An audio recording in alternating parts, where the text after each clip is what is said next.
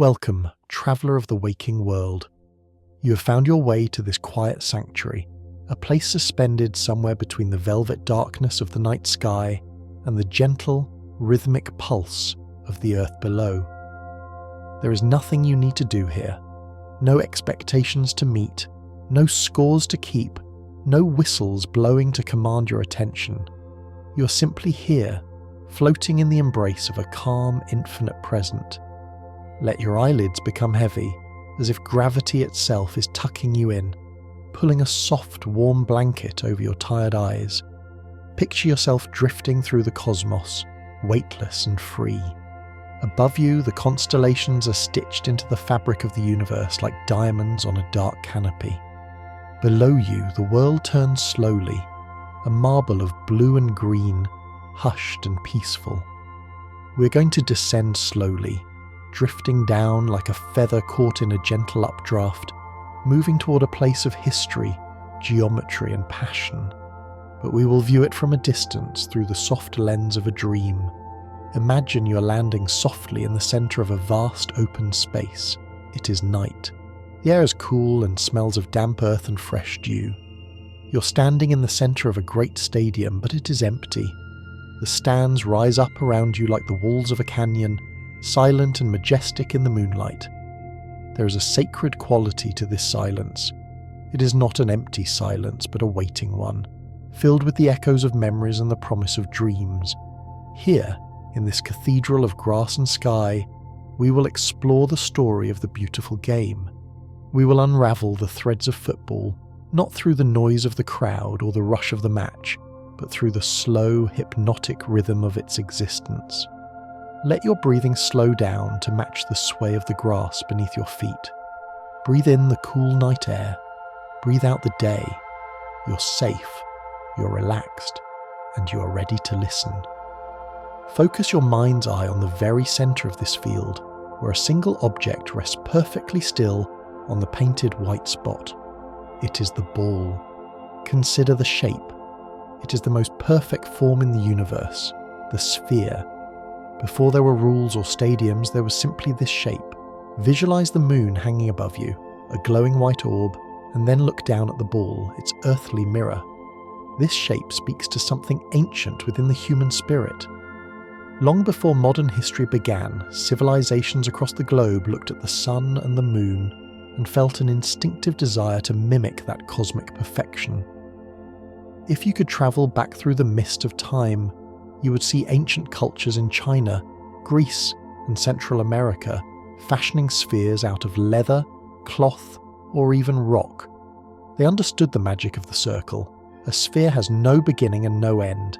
It is infinite in its surface, turning forever. In the game of football, this shape is the heart of everything. It rolls unpredictably, yet follows the strict laws of physics, a miniature planet orbiting the player's feet. Imagine reaching out and touching the curve of the ball. Feel the smoothness, the balance. It is a reminder that the game is universal, played under the same sun and the same moon, in every corner of the world, connected by the simple, perfect logic of the sphere. As we let the image of the sphere rotate gently in our minds, we allow the scenery to shift, drifting backward through the corridors of time to a place of fog and cobblestones. We find ourselves in the mid-19th century, in the industrial heart of England. Picture a dimly lit street in Sheffield, where the gas lamps cast long, flickering shadows against brick walls. The air is thick with the scent of coal smoke and rain. It is here, in the year 1857, that the chaotic joy of kicking a ball began to find its structure. Visualize a group of men dressed in heavy wool and sturdy leather boots, gathering not for battle, but for camaraderie. They founded Sheffield FC, recognised as the oldest football club in the world, still in existence today. Imagine the parchment of their early rulebook, the ink fading into the fibre of the paper.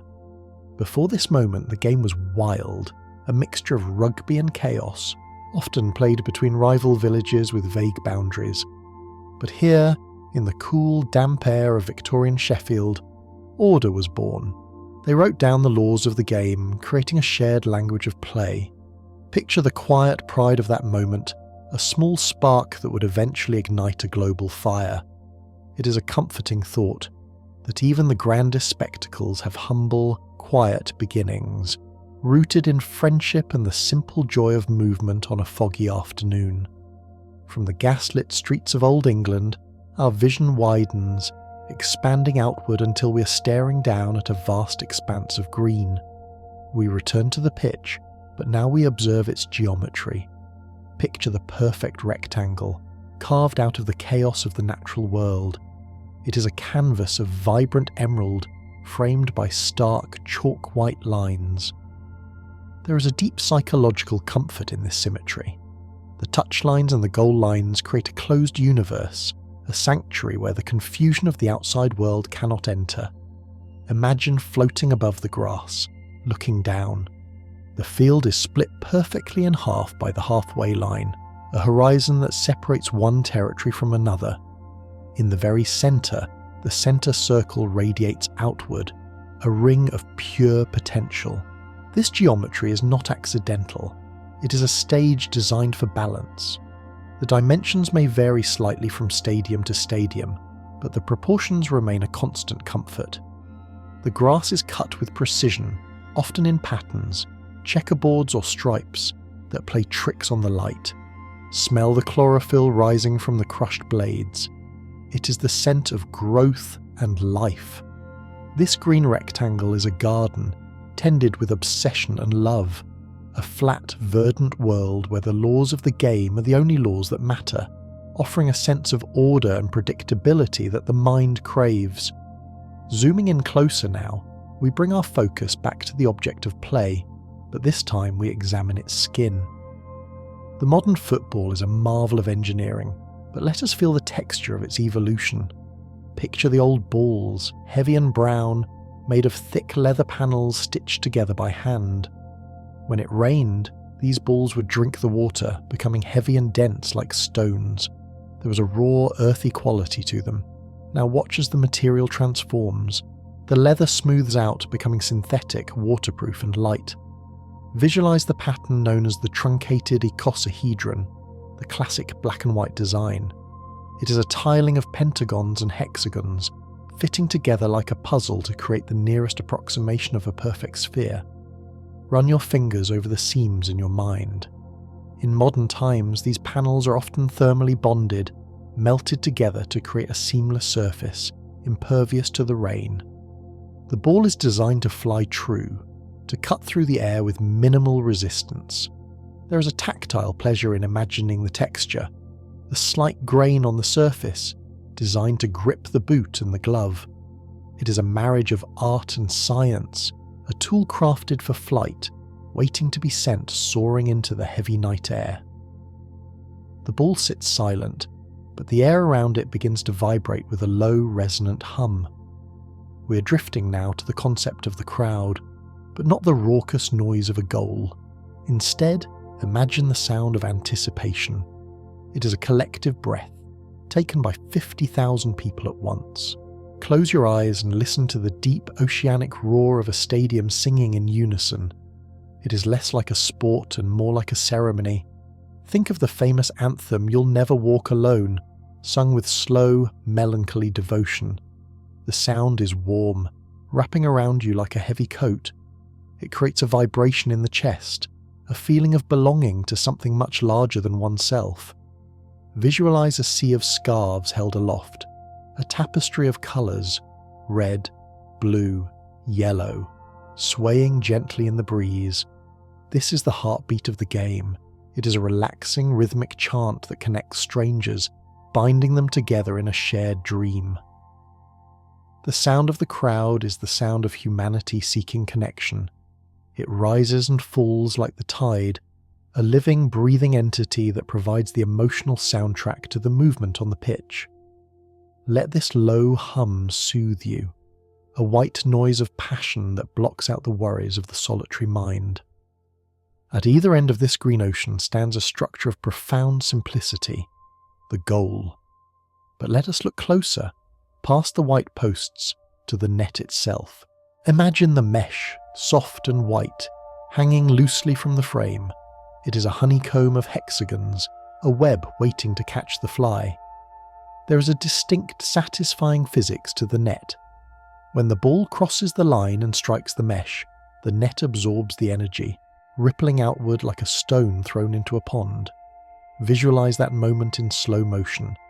The ball spins, hits the back of the net, and the fabric billows, embracing the sphere, bringing its flight to a soft, definitive end. The sound is unique, a sharp, crisp swish that is unlike any other sound in sports. It is the sound of completion. The net is the destination, the treasure chest, the finality of the effort. Even when empty, the net gently sways in the wind, a ghostly curtain that defines the boundary between success and a near miss. It is a structure of capture, designed to hold the moment of victory for just a split second before the ball rolls gently back onto the grass. Drifting to the corners of the pitch, we find 4 sentinels standing guard. These are the corner flags. Picture a tall, slender pole, flexible and resilient. At the top, a square of bright fabric flutters in the wind. Yellow, orange or checkered, it dances against the grey or blue of the sky. The corner flag is more than a marker. It is a measuring instrument for the elements. Watch how the flag behaves. On a calm day, it hangs limp and heavy, resting against the pole. But when the wind picks up, it snaps to life, pointing the way, telling the players the invisible story of the air currents. Imagine the sound of the fabric flapping, snap, snap, snap, a rhythmic percussion in the quiet moments of the game. The flag marks the absolute limit of the field. Beyond it lies the out of bounds, the end of the dream. But the flag itself stands firm, rooted in the earth, bending when a player brushes against it, but always springing back to its upright position. It is a symbol of resilience, a colourful beacon in the corner of the eye, guiding the geometry of the game. Now the air is pierced by a sound that commands instant stillness. It is the referee's whistle. But in our dream, this sound is not harsh. It is a silver note that hangs in the air, suspending time. The whistle is a small metal instrument, simple in design, yet it holds the power to stop the world. Inside the chamber of the whistle, a small cork pea used to rattle, creating a trill. Today, they're often peeless, engineered for a sharp, clear tone. Visualize the breath entering the whistle. It is the breath of authority, the signal that pauses the chaos. When the whistle blows, 22 players freeze. The ball stops rolling. The crowd holds its breath. For a moment, there is absolute stasis. It is a punctuation mark in the narrative of the match. Think of the whistle as a conductor's baton, dictating the tempo, starting and stopping the flow of time. It separates the moments of action from the moments of rest. In the silence that follows the whistle, there is clarity. It is the sound of rules being upheld, of fairness being restored, a sharp intake of breath that cleans the slate and allows the game to begin again. Let your gaze drift down once more to the surface, the skin of the earth upon which the game is played. We spoke of the geometry, but now let us feel the organic life of the turf. This is not just grass. It is a living carpet, a blend of rye and bluegrass, scientifically cultivated to be perfect. Imagine the groundskeepers, the silent artists of the dawn, mowing the lawn while the world sleeps. They cut the grass in opposite directions, bending the blades to reflect the light differently. This is what creates the mesmerizing stripes of light and dark green. It is a visual lullaby, a pattern that repeats from goal to goal. Imagine taking off your shoes and stepping onto this surface. It is soft, yielding slightly under your weight, yet firm enough to spring back. It smells of soil and rain.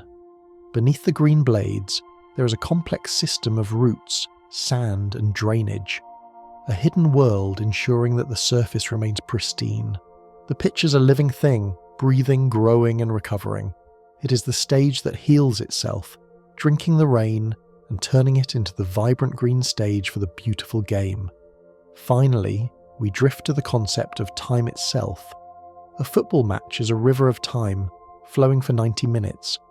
Unlike other sports that stop and start with every play, football is fluid.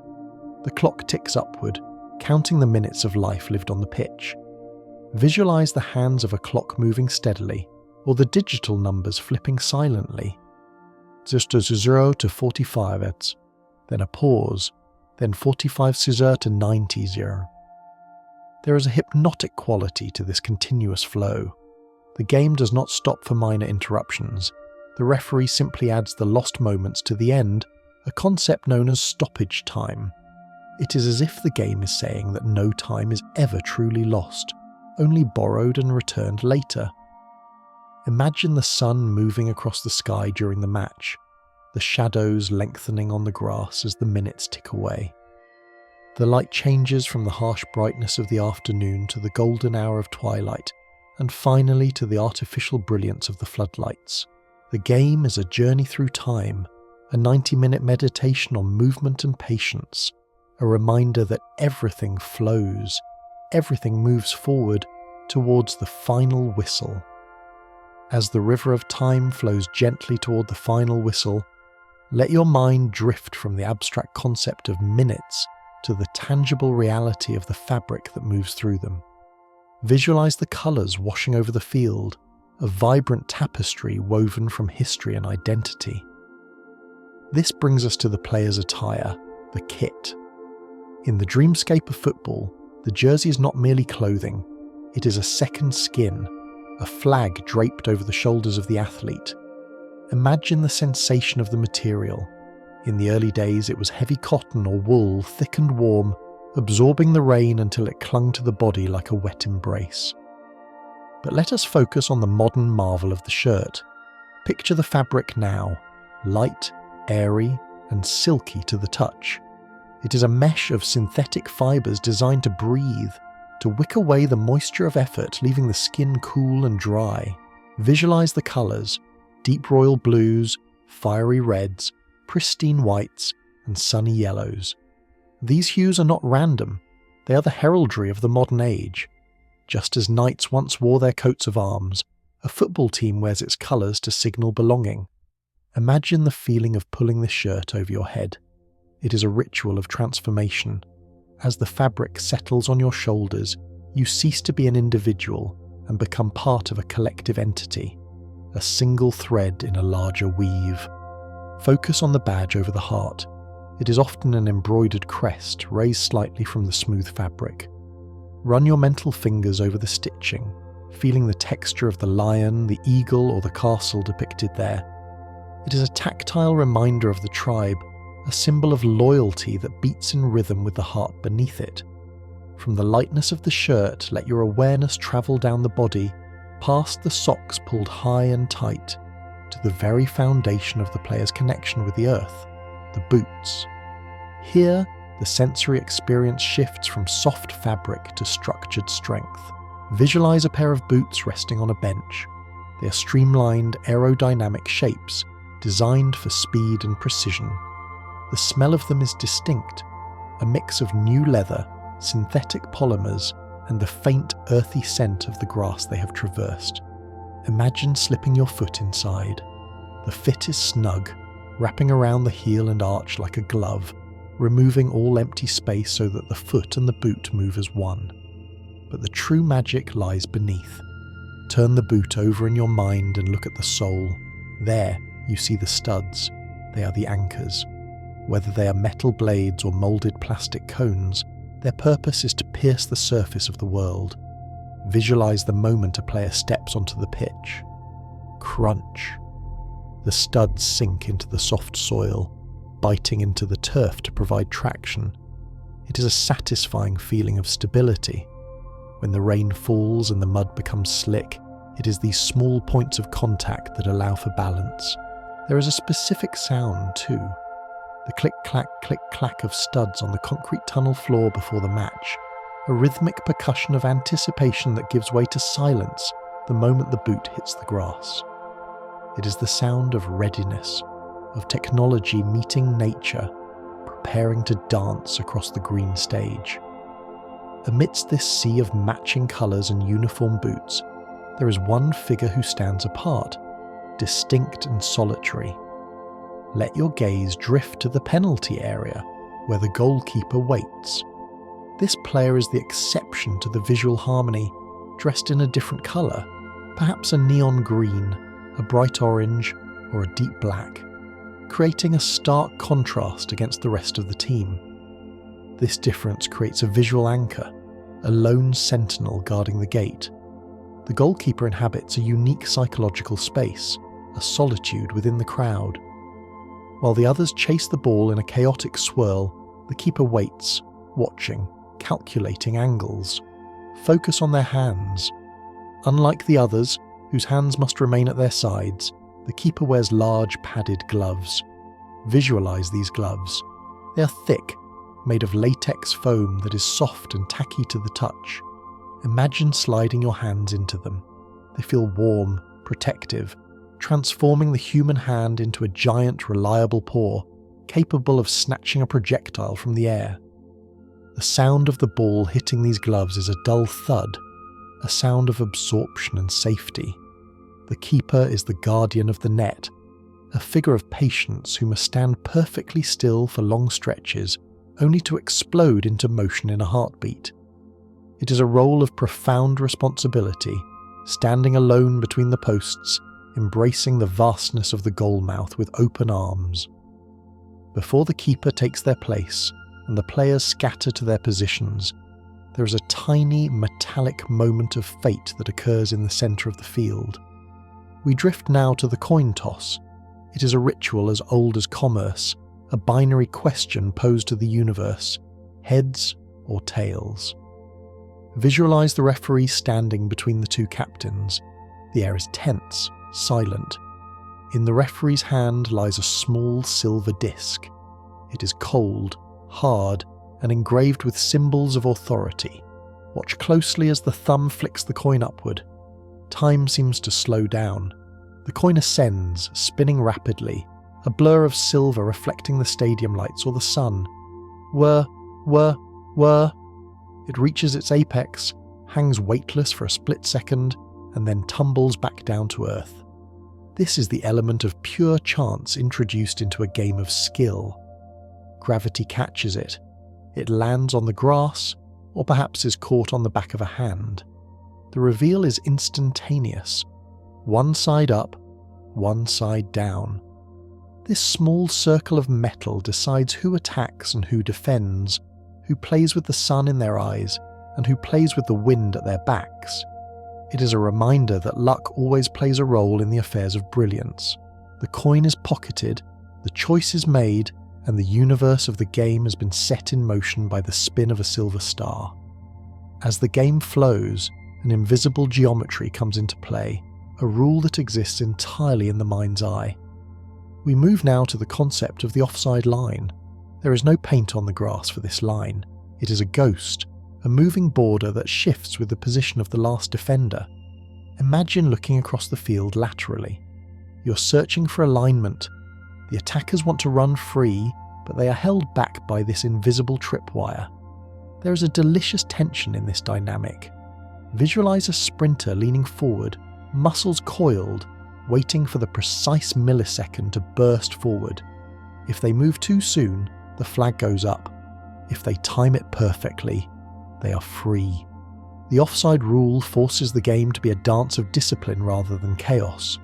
It compresses the play, squeezing 20 players into a tight band of action. Picture the assistant referee on the sideline, sidestepping like a crab, eyes locked in a permanent gaze across the pitch, holding a checkered flag down at their side. The moment the line is broken illegally, the flag snaps up, a silent signal that stops the dream. It is a rule of timing, a psychological boundary that demands patience, creating a rhythm of stop and go that mimics the beating of a heart. Not everyone is on the field, however. Let us drift to the periphery, to the edge of the world where the substitutes wait. They sit on the bench, wrapped in warm coats or wearing bright pinnies over their kits. This is a place of potential energy. The substitute is a traveller waiting for a train, a reservoir of fresh strength watching the battle from the sidelines. Feel the anticipation in their legs. They stand up to warm up, jogging along the touchline. Visualize the contrast between their fresh, clean energy and the exhausted, mud-stained players on the pitch. The substitute is the element of change. When their number is called, they stand by the fourth official, who holds up an illuminated board with digital numbers glowing red and green. One player leaves, tired and heavy. The other enters, light and hungry. It is a transfusion of spirit. Imagine the feeling of stepping across the white line for the first time in the match. The grass feels different, the noise seems louder. The substitute carries the hope of a new narrative, a plot twist waiting to happen. They are the promise that it is never too late to alter the course of destiny. Occasionally, the flow of the game is interrupted not by a substitution, but by a flash of colour from the referee's pocket. We focus now on the red and yellow cards. These are simple rectangles of plastic, yet they hold immense power. They are the universal language of discipline, understood in every nation without a single spoken word. Visualize the yellow card first. It is the colour of caution, of the sun at midday. When the referee raises it above their head, it is a warning, a visual scolding that hangs in the air. The player sees the yellow and knows they're walking a tightrope. Now, visualize the red card. It is the colour of blood, of danger, of a stop sign. It is smaller than a postcard, but when it is displayed, the stadium gasps. It signifies an end, the expulsion, the walk of shame. There is a tactile simplicity to these cards. They are often textured to allow the referee to identify them by touch alone in their pocket, smooth for yellow, rough for red, so they do not make a mistake in the heat of the moment. These flashes of primary colours are the punctuation marks of authority, vivid rectangles that cut through the green and grey of the match to impose order upon the chaos. At the midpoint of this journey, a whistle blows, and the world pauses for 15 minutes. This is the half-time break. The noise of the crowd changes from a roar to a murmur, a low hum of conversation. The players disappear into the tunnel, leaving the stage empty. Let us drift into the sanctuary of the dressing room. The atmosphere here is heavy with heat and humidity. Visualize the steam rising from the players' bodies, the smell of deep heat rub, cut grass and perspiration. It is a sensory cocoon. The players sit, chests heaving, their focus turning inward. It is a time for restoration. Imagine the taste of sliced oranges, cool and sweet, bursting with citrus energy, or perhaps the sipping of lukewarm tea or electrolytic fluids. The coach speaks, but the words are often soft, tactical adjustments made in the quiet eye of the storm. It is a moment of stillness, a bridge between the two halves of the battle. The mud is scraped from boots, the breathing slows, and the mind resets. Half-time is the deep breath taken before plunging back underwater, a necessary pause that allows the narrative to regroup before the crescendo of the second half. As the second half begins, the day often gives way to night, and the natural light fades. It is then that the artificial stars awaken. We look up to the towering structures at the corners of the stadium, the floodlights. These are the beacons of the modern game, clusters of high-intensity bulbs that turn night into day. Listen to the faint electric buzz they emit as they warm up. Zzz. Then they blaze into life. The light they cast is distinct, stark, white, and shadow casting. It creates a theatrical atmosphere, transforming the pitch into a glowing stage surrounded by darkness. Under the floodlights, the grass looks greener, an impossible, vivid emerald. The rain, if it is falling, sparkles like diamonds in the beams. Players cast 4 shadows that dance around their feet like ghosts. The floodlights attract the moths and the night insects, which flutter high above the play in the mesmerizing glow. Playing under the lights feels different. It feels more important, more dramatic. It creates a bubble of brilliance where the rest of the world fades into the black void beyond the stadium rim, leaving only the illuminated drama of the game. And finally, what is the object of all this effort? We drift to the end of the journey, to the ultimate symbol of victory, the trophy. It sits on a pedestal, waiting. Visualize the material, silver, gold, or polished brass. It is cool to the touch, smooth and unyielding. The trophy is often shaped like a cup, a chalice, or a globe. It is a vessel for dreams. Look at the surface of the metal. It is a mirror. It reflects the distorted faces of those who look at it, absorbing the history of everyone who has ever held it. Imagine the ribbons tied to the handles fluttering in the colours of the winning team. There is a weight to it, a physical heaviness that represents the months of struggle required to reach it. When a captain lifts the trophy, they are lifting a piece of history. The metal catches the floodlights, sending glints of silver sparking into the eyes of the crowd. It is the tangible solidification of glory, a permanent object that proves, we were here, we did this. It stands silent and shining, the calm, metallic heart at the centre of the emotional storm, the final destination of the river we have been drifting down. From the cold, gleaming surface of the trophy, reflecting the dreams of millions, our mind's eye travels to the solitary figure who stands at the edge of the storm, orchestrating the path to that glory. We drift to the sideline, to the presence of the manager.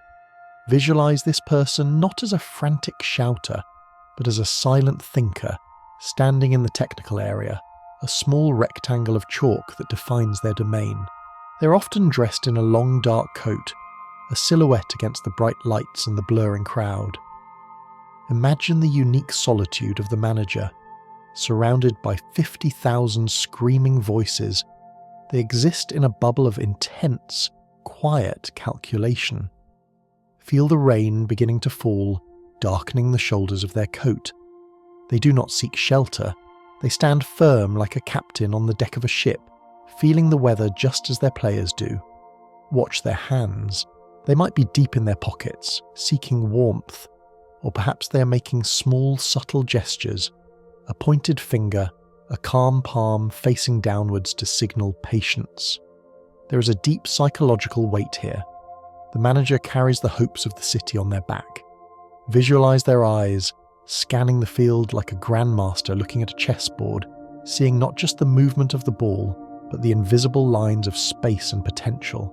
They are the mind behind the muscle, the silent narrator of the tactics unfolding on the green canvas, standing stoically between the chaos of the pitch and the judgment of the stands. Just behind this solitary figure lies a structure of shelter and observation, the dugout. Let us float into this recessed sanctuary. It is often set slightly below ground level, giving it a unique, worm's eye perspective of the world. The seats are moulded plastic or cushioned leather, curved to hold the body in a state of rest amidst the tension. Listen to the sound of the rain drumming on the plexiglass roof above. Tap, tap, tap, tap. It is a cosy, muffled sound, separating those inside from the raw elements outside. Inside the dugout, the air is different. It is a space of waiting. The reserve players sit here, their legs covered in thick blankets to keep the muscles warm, like dormant engines waiting to be fired up. Smell the mix of wintergreen ointment, damp fabric, and nervous energy. From this vantage point, the game looks faster, the players larger. You can hear the thud of the boots on the turf and the shouts of communication that are lost to the crowd higher up.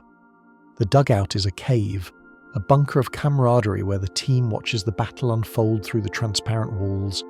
It is a place of shared breath and whispered instructions, a dry, warm haven carved into the side of the arena, holding the reserve strength of the team in its protective embrace. The game, however, must always return to its origin. Our focus drifts from the sideline back to the very centre of the universe, the centre circle.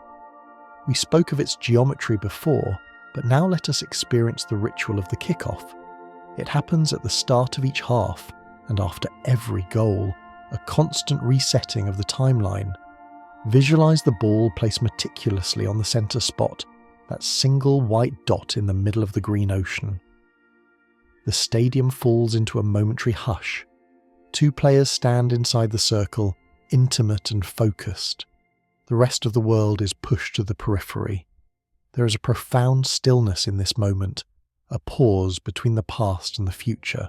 Then, the whistle blows, a sharp intake of breath. The ball is touched, not with a powerful strike, but with a gentle, rolling caress. It is passed backward, away from the enemy, to a teammate. This backward movement is symbolic. Before we can move forward, we must secure what we have. Watch the ripples spread out from this center point. As the ball rolls, the entire formation of 22 players shifts and breathes, expanding outward like a flower opening in time-lapse. The center circle is the hearth, the point of equilibrium where the slate is wiped clean, and the infinite possibilities of the match are born anew with a single soft touch. As the flow of the game moves toward one end of the pitch, the fluidity sometimes solidifies into a static fortification. We drift now to the concept of the wall. A foul has been called near the penalty area, and the defending team must build a human barricade. Watch as the players gather, shoulder to shoulder, forming a line of resistance. They're constructing a castle wall out of flesh and bone. Feel the solidarity in this line. The players lock their arms, creating a single, unbreakable chain. They stand tall, anxiety and bravery warring in their chests. They are preparing to block a projectile moving at high speed. Notice the details, the way they cover their faces or chests with their hands, a primal instinct of self-preservation. They stand on their toes, making themselves larger, extending the height of the wall. The referee sprays a line of vanishing white foam on the grass at their feet, a temporary border they must not cross. The foam bubbles and fades, evanescent like the moment itself. When the free kick is taken, the wall jumps in unison, a singular organism leaping to deny the ball its path. There is a thud as the ball strikes a torso or a thigh, the dull sound of impact absorbed by the collective strength of the group. It is a moment of pure, selfless defense, a human shield erected to protect the sacred space of the goal. In a game defined by the feet, there is a rare ritualistic moment where the hands are allowed to touch the sphere. We float to the sidelines for the throw-in. The ball has crossed the white line, leaving the field of play, and must be returned. A player picks it up. Feel the texture of the ball in the hands, something forbidden for the outfield player at any other time. The player stands on the very edge of the world, toes skirting the white chalk line. They arch their back, creating a bow of tension in the spine.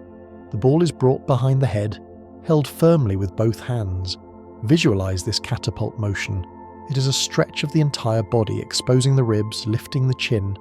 Then, with a snap of the abdominals and a whip of the arms, the ball is launched back into the fray.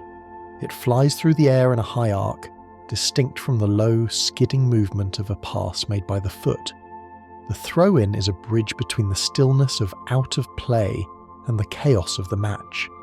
It is a restart that requires a different kind of grace, a momentary switch from the lower body to the upper body, grounded by the strict rule that both feet must remain planted on the earth, connecting the player to the ground even as they reach for the sky. From the hands, we move to the head. The ball is airborne, floating high above the grass, and a player rises to meet it. This is the header. It is an act of levitation. Visualize the player crouching slightly, gathering potential energy in the thighs, and then springing upward. For a second, they seem to hang in the air, defying gravity, suspended against the backdrop of the clouds or the stadium lights. The eyes remain wide open, fixed on the spinning sphere. The forehead, the hardest part of the skull, is the instrument. The neck muscles tense, preparing for the collision. Thump. The sound is resonant, bone meeting leather. It is not a passive impact. The player directs the ball, steering it with a twist of the neck. Imagine the feeling of that impact. A vibration that travels down the spine, a momentary jar that is immediately replaced by the satisfaction of redirection. Whether clearing a dangerous cross or glancing the ball into the corner of the net, the header is a testament to courage. It is the willingness to use one's own mind, quite literally, to alter the physical world. It is a dance of timing and bravery, occurring in the airspace above the turf, where only the daring venture. the game is not always played in the air. Often, it is a battle for the ground. We lower our gaze to the grass to witness the slide tackle. This is the art of friction. A defender sees the ball escaping and decides to commit their entire body to the earth. Visualize the launch. The player drops a shoulder and slides, extending one leg like a lance. Listen to the sound of the slide. Shh. As the fabric of the shorts and the skin of the leg glide over the wet grass. Droplets of water and blades of green spray upward in a fan. It is a controlled skid, like a plane landing on a runway. The timing must be exquisite. If the foot connects with the ball, it is a clean, crisp intervention, sweeping the danger away. The sensation is one of smooth, heavy momentum. The earth rushes by beneath the player. It is a moment of total commitment. Once the slide begins, there is no turning back. Gravity takes over. When executed perfectly, the slide tackle is a thing of beauty, a geometric intersection of two paths where the defender uses the surface of the pitch itself as a tool to win back possession. Sometimes, the beauty of the game lies not in force, but in a cheeky manipulation of space. We visualize the nutmeg. This is when the ball is played through the open legs of an opponent. It is a trick, a sleight of foot that delights the crowd. Picture the defender approaching, legs spread for balance, forming a triangle with the grass. This is the gate. The attacker, with a subtle flick of the ankle, rolls the ball gently through this triangle. It is a quiet, rolling motion. The ball passes beneath the bridge of the defender's body untouched. There is a sense of flow to it, like water finding a gap in a stone wall. The defender turns, surprised, their balance disrupted, while the attacker glides past to collect the ball on the other side.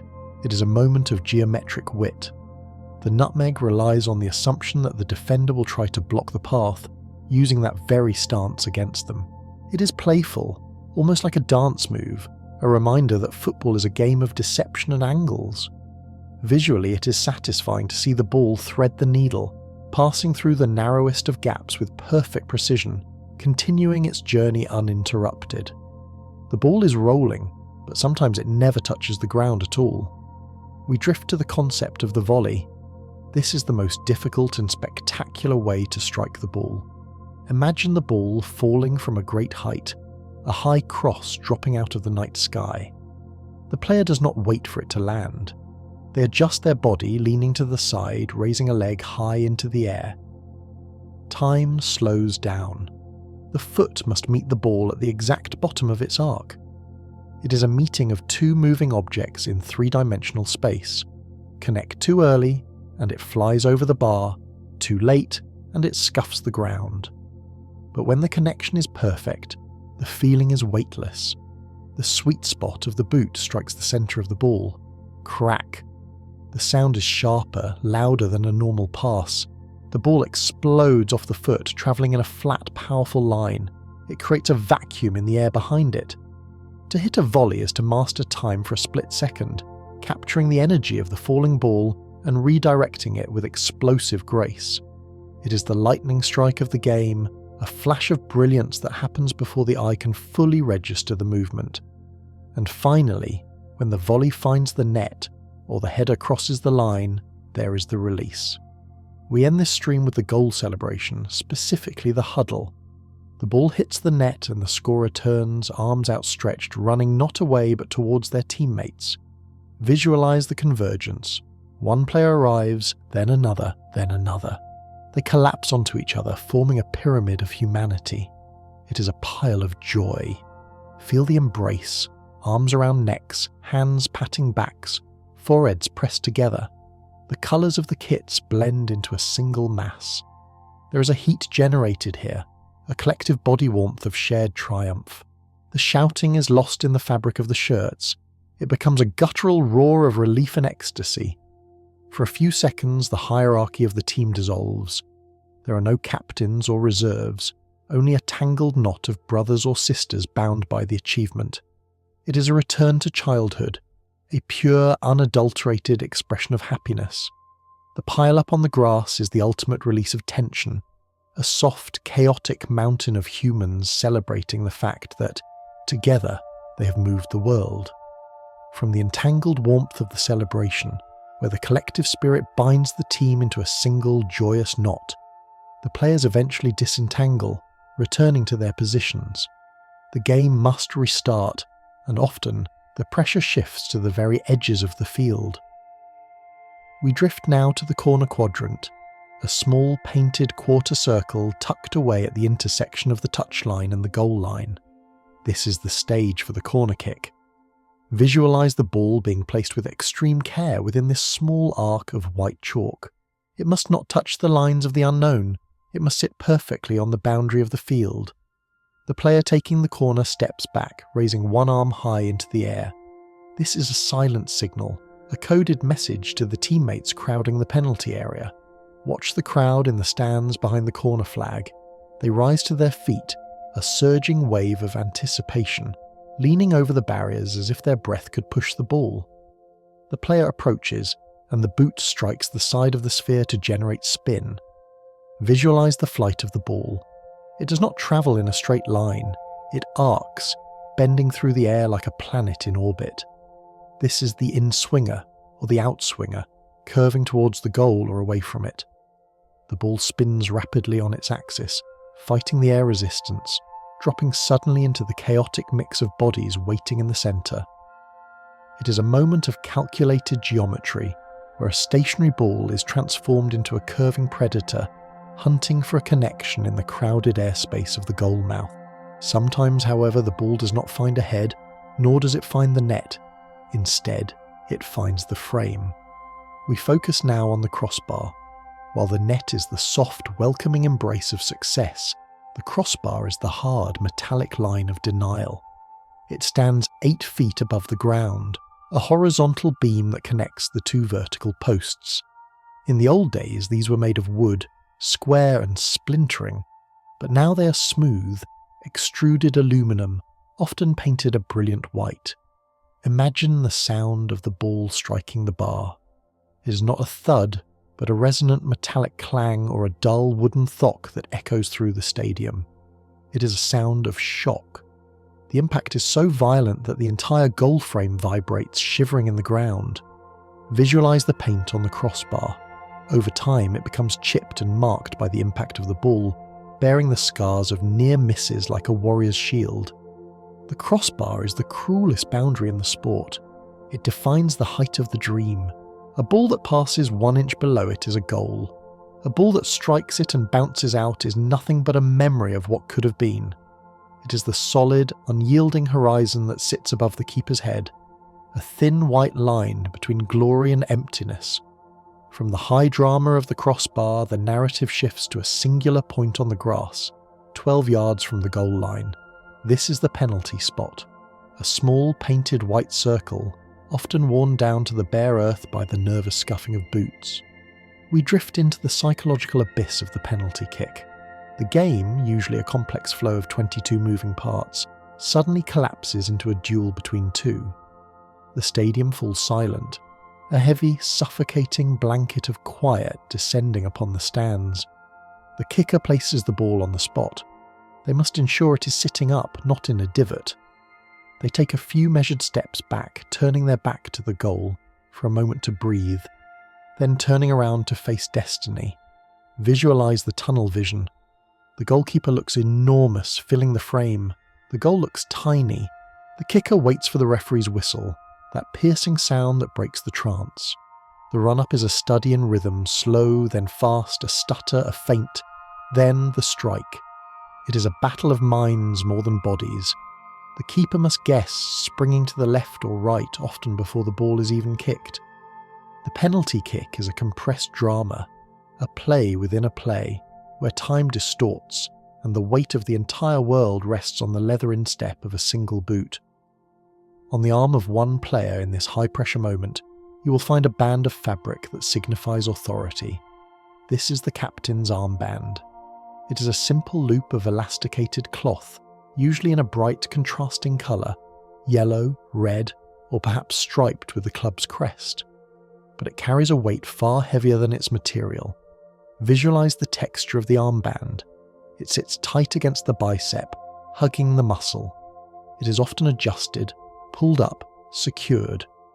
To wear it is to be the on-field general, the voice of the manager, the heartbeat of the team. Imagine the ritual of passing the armband.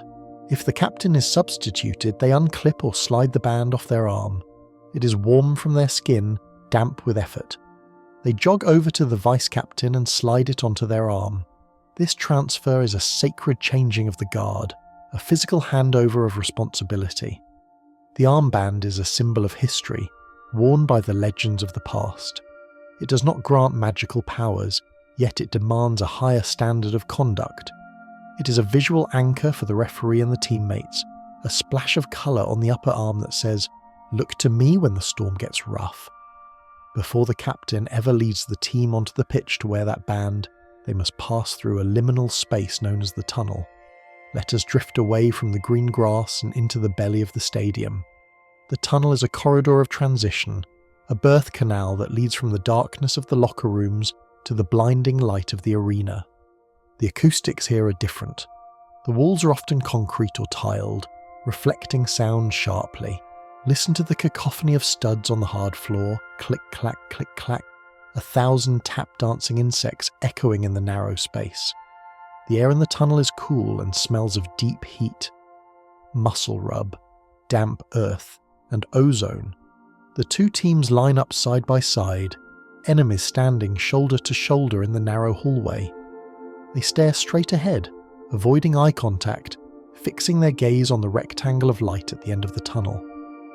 It is a place of tension and silence, where the roar of the crowd sounds like distant ocean waves, growing louder and louder as they walk forward.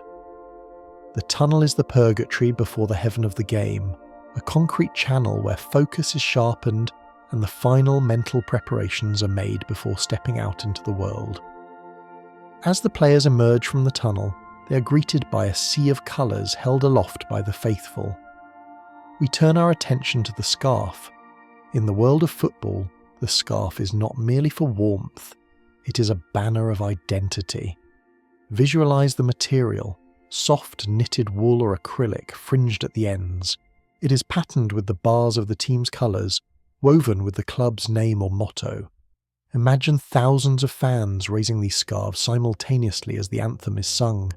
It creates a wall of texture, a fabric roof that covers the stands. The air becomes insulated by the wool, trapping the sound and the heat. When a fan holds a scarf, they hold it with both hands, stretching it taut horizontally above their head. It is a gesture of offering, of showing one's colours to the sky. The scarf absorbs the smells of the stadium, the flares, the rain, the hot dogs, and becomes a memory object, kept for years, draped over bedroom chairs or hung on walls. It is the soft, tangible connection between the supporter and the club, a warm embrace worn around the neck that says, "I belong to this tribe." On the pitch, the game moves in patterns, and one of the most pleasing geometric shapes is the triangle. We observe the concept of the 1-2 pass, sometimes called the wall pass. This is the heartbeat of fluid football. Imagine 3 players moving in synchronization.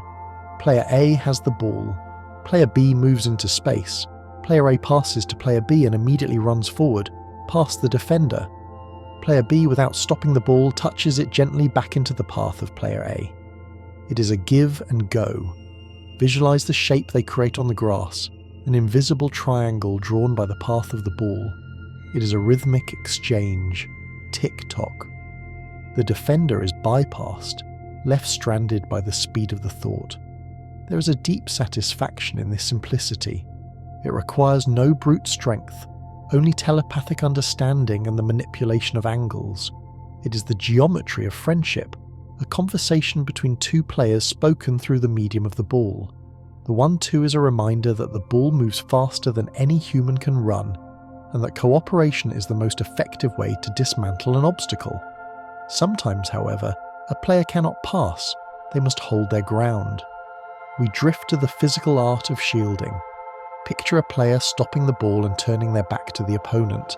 They widen their stance, planting their feet firmly in the turf to lower their centre of gravity. They are no longer a runner, They're a fortress. The player uses their arms, holding them out to the sides to feel where the defender is, creating a perimeter. The defender pushes, prods, and tries to reach around, but the player in possession moves their hips, dancing with the pressure, keeping their body strictly between the danger and the diamond. It is a tactile moment of sumo-like balance. You can feel the strength in the thighs, the arch of the back. The ball rests safely under the sole of the foot or gently nudged between the ankles. Shielding is an act of patience, of buying time, waiting for the cavalry to arrive. It is the stillness within the motion, a bubble of protection created by the body to keep the treasure safe from the thieving foot of the enemy. From the grounded strength of shielding, we launch into the most surreal and acrobatic maneuver in the sport, the bicycle kick. This is a moment where the game leaves the realm of physics and enters the realm of ballet. The ball is high in the air behind the player. They cannot head it. They cannot control it with their chest. So, they leave the earth. Visualize the player launching themselves backwards, throwing their torso parallel to the ground. One leg goes up to generate momentum, and the other follows in a scissoring motion. The world turns upside down. For a split second, the player is floating horizontally, back to the grass, eyes to the sky. The timing must be miraculous. The boot connects with the ball at the apex of the jump. Whack! The ball is sent rocketing backwards, over the player's own head towards the goal. Then gravity reasserts its claim, and the player falls back to earth, bracing for the impact with the ground. It is a high-risk, high-reward act of imagination, a flash of athletic brilliance that looks like a frame from a comic book come to life. To witness it is to see a human being briefly fly, turning the impossible into the unforgettable.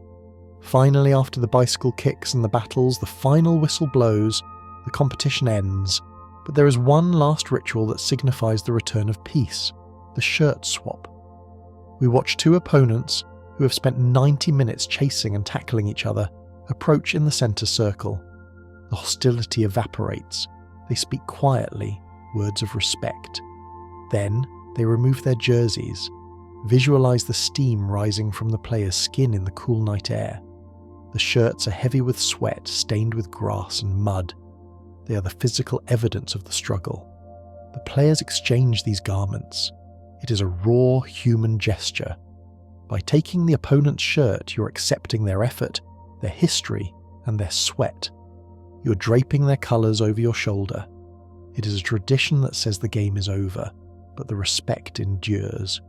The shirt, once a uniform of war, becomes a souvenir of peace. Walking off the pitch, holding the rival jersey, the player carries a piece of the other's soul, a soft, damp testament to the shared experience of the beautiful game. As the adrenaline of the match fades and the shirts are exchanged, the body begins to cool, seeking restoration after the fury of the 90 minutes. We drift from the open air of the pitch into the tiled sanctuary of the recovery room, where a different element awaits to soothe the weary muscles, the ice bath. Visualize a stainless steel tub, filled to the brim with water that chills the air above it. Ice cubes float on the surface, clinking softly against the metal sides like wind chimes. It is a vessel of shock and healing. Imagine the player stepping into this liquid winter. The initial sensation is sharp, a breathtaking cold that tightens the skin and sends a rush of blood to the core. But as they sink lower, submerging the legs that ran the miles, the sensation shifts. The sharp cold gives way to a heavy, numbing comfort. The inflammation of the battle, the bruises, the strains, is quieted by the freezing embrace. Steam rises from the surface, a mist born from the meeting of body heat and ice. In this tub, time seems to freeze just like the water. The chatter of the locker room sounds distant, muffled by the hum of the cooling units. It is a moment of profound discipline and stillness, a voluntary surrender to the cold in exchange for the promise of tomorrow's strength. The player sits motionless, eyes closed, visualizing the fibers of their muscles knitting back together, encased in the healing silence of the ice. Once the body is cooled and dressed in soft travel wear, the team departs. We move now to the hypnotic rhythm of the team bus. It is late at night. The stadium has been left behind, a glowing ember in the rearview mirror. Visualize the interior of this large, luxurious vehicle. The lights are dimmed to a soft blue or amber, creating a twilight atmosphere. The seats are wide, plush leather, reclining deeply to cradle the tired athletes. Listen to the low, steady drone of the engine, a white noise that vibrates gently through the floorboards. Outside, the world streaks by. Raindrops trail horizontally across the tinted windows, refracting the streetlights into long, blurred streaks of neon and gold. The highway is a river of asphalt, and the bus is a ship navigating the night. Inside, there is silence. Some players sleep, their heads resting against the cool glass. Others listen to music through headphones, isolated in their own private soundscapes. There is a specific, cozy intimacy to the team bus. It is a moving capsule of safety, transporting the tribe through the darkness, suspended between the chaos of the match just played and the sanctuary of home. The rhythmic thumping of the tyres over the expansion joints of the road acts as a metronome, lulling the mind into a deep restorative trance. The night journey fades, and the wheel of time turns to the next morning. We find ourselves in a place of quiet industry, the training ground. Unlike the stadium, which is built for noise and spectacle, the training ground is a place of nature and work. Visualize the scene at dawn. A heavy mist clings to the fields, obscuring the distant trees. The air is crisp and smells of damp earth and pine. It is here, away from the cameras and the crowds, that the game is truly crafted. The grass here is cut even shorter than at the stadium, a carpet so perfect it looks like green velvet. Listen to the sounds of the morning preparation. The kit man arrives, dumping a bag of balls onto the wet grass. Thud, thud, thud, roll. The balls glisten with dew. There is a serenity to this space. The only sounds are the chirping of the early birds and the swish of boots walking through the wet turf. The sun begins to burn through the fog, casting long, pale shadows across the pitch. This is the laboratory of football, a secluded garden where the seeds of victory are sown in the quiet hours of the morning, surrounded by the simple grounding elements of grass, sky, and sweat. In the centre of this misty field, the players gather to perform a ritual of geometry and rhythm known as the rondo. Imagine a circle of players, perhaps 6 or 8, standing a few yards apart. Inside the circle, 1 or 2 players, the chasers, hunt the ball. The objective is simple: keep the ball away from the centre, visualise the mesmerising flow of the ball. Pass, pass, pass. It moves rapidly, pinging from foot to foot around the perimeter. It is a hypnotic clockwork mechanism. The players on the outside barely move their feet. They rely on touch and anticipation. Click, clack, click, clack. The sound of the ball being struck is crisp and rhythmic. There is a joy to the rondo, a lightness. Laughter often bubbles up when a defender is outwitted by a clever flick or a subtle feint. It is a game within a game, a distillation of football into its purest elements, possession and positioning. Watching a rondo is like watching a wheel spin, the ball acting as the rim, connecting the spokes. It creates a trance-like state of focus, sharpening the mind and the reflexes, weaving the players' thoughts together until they act as a single collective consciousness. Scattered across the training pitch are silent sentinels that never tire and never speak. We focus now on the mannequins. These are moulded plastic figures, often bright yellow, orange or blue, standing on metal spikes driven into the ground. They are the ghosts of defenders, rigid and unmoving, standing in a wall or marking a zone. There is something strangely peaceful about the mannequins. They stand in perfect formation, silhouettes against the green grass. The sun glints off their smooth, synthetic shoulders. In training, the players weave through them, treating them as solid obstacles. A free kick specialist might spend hours facing a line of these plastic statues, curling the ball over their heads again and again. They offer no resistance, yet they define the space. They are the constant, silent partners in the practice, waiting patiently in the rain and the sun. When the training session ends and the players leave, The mannequins remain, a colourful army standing guard over the empty field, casting long shadows as the sun sets, permanent fixtures in the landscape of preparation. Leaving the grass of the training ground, we drift upward and outward, travelling to a seat high in the stands of a distant stadium. Here sits a solitary figure wrapped in a coat against the chill, the scout. While the fans around them cheer and sing, the scout sits in a bubble of analytical silence. They are the hunters of talent, the miners searching for diamonds in the rough. Visualise the tools of their trade. A notebook, pages crinkled from use, rests on their knee. A pen hovers over the paper. The scout does not watch the ball. They watch the player. They observe the movement away from the action, the attitude, the subtle shifts in body language. There is a romance to this solitude. They travel from city to city, sitting in plastic seats in the freezing cold, fueled by lukewarm coffee and the hope of discovery. They are the invisible eyes of the football world. Imagine looking through their binoculars. The field is magnified, the details sharp. The scout is looking for a spark, a glint of magic that others might miss.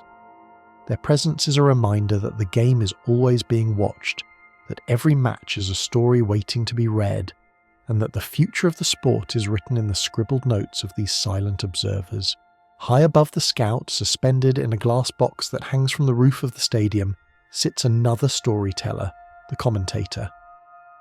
We float into the gantry, a small soundproof booth that offers a bird's eye view of the world. This is the cockpit of the narrative. The air inside is still, filled with the faint hum of electronic equipment. Focus on the commentator's microphone, a lip mic, with a heavy foam guard pressed close to the mouth to block out the roar of the crowd. The commentator speaks, and their voice travels through cables and satellites wrapping around the globe. Their tone is an instrument. It rises with the attack, quickening in tempo, and falls into a deep, reflective lull during the quiet moments of possession. They are the poets of the moment, translating the visual chaos into a linear story. Imagine the stacks of paper in front of them, colour-coded notes with statistics and names, a map of information. But when the goal is scored, the papers are forgotten. The voice becomes pure emotion, a conduit for the millions watching at home. The gantry is a place of controlled passion, where the game is distilled into words that will echo in memories for decades to come. The voice of the commentator travels, and for many it arrives not through a screen, but through a speaker. We drift to the experience of the radio. Before high-definition pictures, there was the crackle of the wireless. Picture a small vintage radio sitting on a kitchen table, or perhaps the dashboard of a car driving through the rain. The dial glows with a warm amber light. Listening to football on the radio is an act of pure imagination. The signal waves dance through the air, carrying the sound of the stadium, the background roar, the whistle, the chants, mixed with the hurried description of the announcer. Because you cannot see, your mind paints the picture. You visualize the green grass, the flying ball, the diving keeper. The static is a texture, a warm fuzziness that wraps around the voice. Ball played out wide to the left. Your mind constructs the left wing. He cuts inside. You see the turn. It is a dreamlike way to consume the game, intimate and personal. The radio creates a private stadium inside your head, where the colours are brighter and the drama is heightened by the power of your own creative spirit. Before the radio is turned on, or the stadium is entered, there is a tangible object that sets the scene, the match programme. We focus on this booklet, a glossy magazine sold by vendors whose voices ring out on the approach to the ground. Programme, get your match programme. Hold the booklet in your mental hands. Feel the weight of the paper, smooth and cool. Smell the distinct scent of fresh ink and gloss. It is a souvenir of a specific moment in time. The cover features the star player, frozen in a moment of glory. Inside there are columns of text, interviews and tables of statistics, tiny numbers that tell the story of the season. Flipping through the pages is a ritual of anticipation. You read about the opponent, study the lineups, and look at the photos of past victories, the program is a physical anchor, something to roll up in your pocket when the game gets tense, and something to smooth out and keep in a drawer for years, a paper memory that proves, I was there on that day. Finally, to reach the seat where the program is read, one must pass through the portal of the stadium. We end this sequence at the turnstile. This is the mechanical gateway, the narrow passage between the outside world and the inner sanctum. Visualize the old, iron turnstiles, painted in layers of chipped red or blue paint. There is a specific rhythm to entering. You approach the slot, slide your ticket into the reader, or in days past, hand over a coin. Then, you push against the metal arms. Clunk, click. The mechanism rotates, a heavy industrial sound of permission. The bars allow you through, one person at a time, and then lock behind you. It is a one-way threshold. Once you pass the turnstile, the city street, the traffic, and the worries of the week are locked out. You're now inside the fortress. The air smells different here, of onions, anticipation, and old concrete. The clunk-click of the turnstile is the heartbeat of the crowd forming, a mechanical counting of the souls gathering to witness the dream, the first physical step into the magic circle of the game. Having passed through the rhythmic mechanical gate of the turnstile, the heavy click-lock sealing the outside world away, you find yourself in the echoing belly of the stadium, the concourse. This is a cavernous, concrete hallway that wraps around the arena like a subterranean river. The acoustics here are distinct. The roar of the crowd outside is muffled, sounding like the distant crashing of waves against a cliff, while the sounds inside are sharp and immediate. The scuff of shoes on cement, the hum of chatter, the clatter of shutters. But it is the sense of smell that truly defines the concourse. Drift through the air, heavy and warm, carrying the thick, savoury scent of the matchday meal. It is a comforting, primal aroma, fried onions sizzling on a hot griddle, the rich, meaty steam of bratwurst, and the golden, buttery fragrance of baked pastry. Visualize the meat pie, a staple of this ritual. It is a small, round vessel of warmth held in cupped hands. Feel the heat radiating through the foil wrapper, thawing fingers chilled by the winter air. The crust is flaky and golden brown. The filling is dense and rich. Eating here is not dining, it is fueling. It is a communal act, standing shoulder to shoulder with strangers at high tables or leaning against raw concrete pillars, blowing on the hot food, sharing the anticipation. The concourse is the bustling marketplace of the tribe, a warm, savoury shelter where the body is fortified before the spirit is tested in the stands. Finishing the meal, you move towards the light. We approach the moment of the reveal. You're walking up the concrete steps of the vomitory, the short tunnel that leads from the dark concourse to the open seating bowl. This is a passage of transformation. The walls are often painted in the club's colours, but the lighting is dim, industrial. You're climbing upward, out of the cave. Then, in a single, breathless instant, the roof opens up and the world expands. The sensory shift is overwhelming. You step out from the shadows into the vast open cavern of the stadium. The first thing that hits you is the colour green. The pitch, illuminated by natural light or the blaze of floodlights, is an impossible, vibrant emerald that seems to glow against the grey of the concrete and the dark sky. It is the greenest thing in the universe. The air suddenly feels fresher, cooler, moving freely around the bowl. The noise is no longer muffled. It is all around you, a 360-degree panorama of sound. Finding your seat is a ritual of belonging, checking the row, the number, and then lowering the plastic seat, which is cool to the touch. Sitting down, you look out across this vast, meticulously maintained garden, feeling the unique peace that comes from being exactly where you're meant to be, surrounded by the architecture of expectation. As your eyes scan the horizon of the stadium, they settle on a specific section of the stands, usually tucked away in a corner or high up in the gods. This is the away end. While the rest of the stadium is a sea of home colours, perhaps red or blue, this block is a dense island of a different hue, maybe yellow or white. Visualize the specific energy of this group. They are travelers, pilgrims who have crossed the country, ride in trains and buses for hours to be here. There is a deep, fierce camaraderie in the away end. Because they are fewer in number, they stand closer together, forming a tight, solid phalanx of support.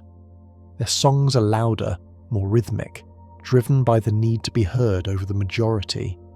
Imagine being in the middle of this group. It feels like being on a small life raft in a large ocean. You're surrounded by the enemy, but you are safe within your tribe. The sense of loyalty here is distilled to its purest form. It is an us against the world feeling that is strangely comforting. When the away team scores, the explosion of joy in this small section is intense and chaotic, a release of pent-up pressure that feels like a sudden warm burst of light in a dark room.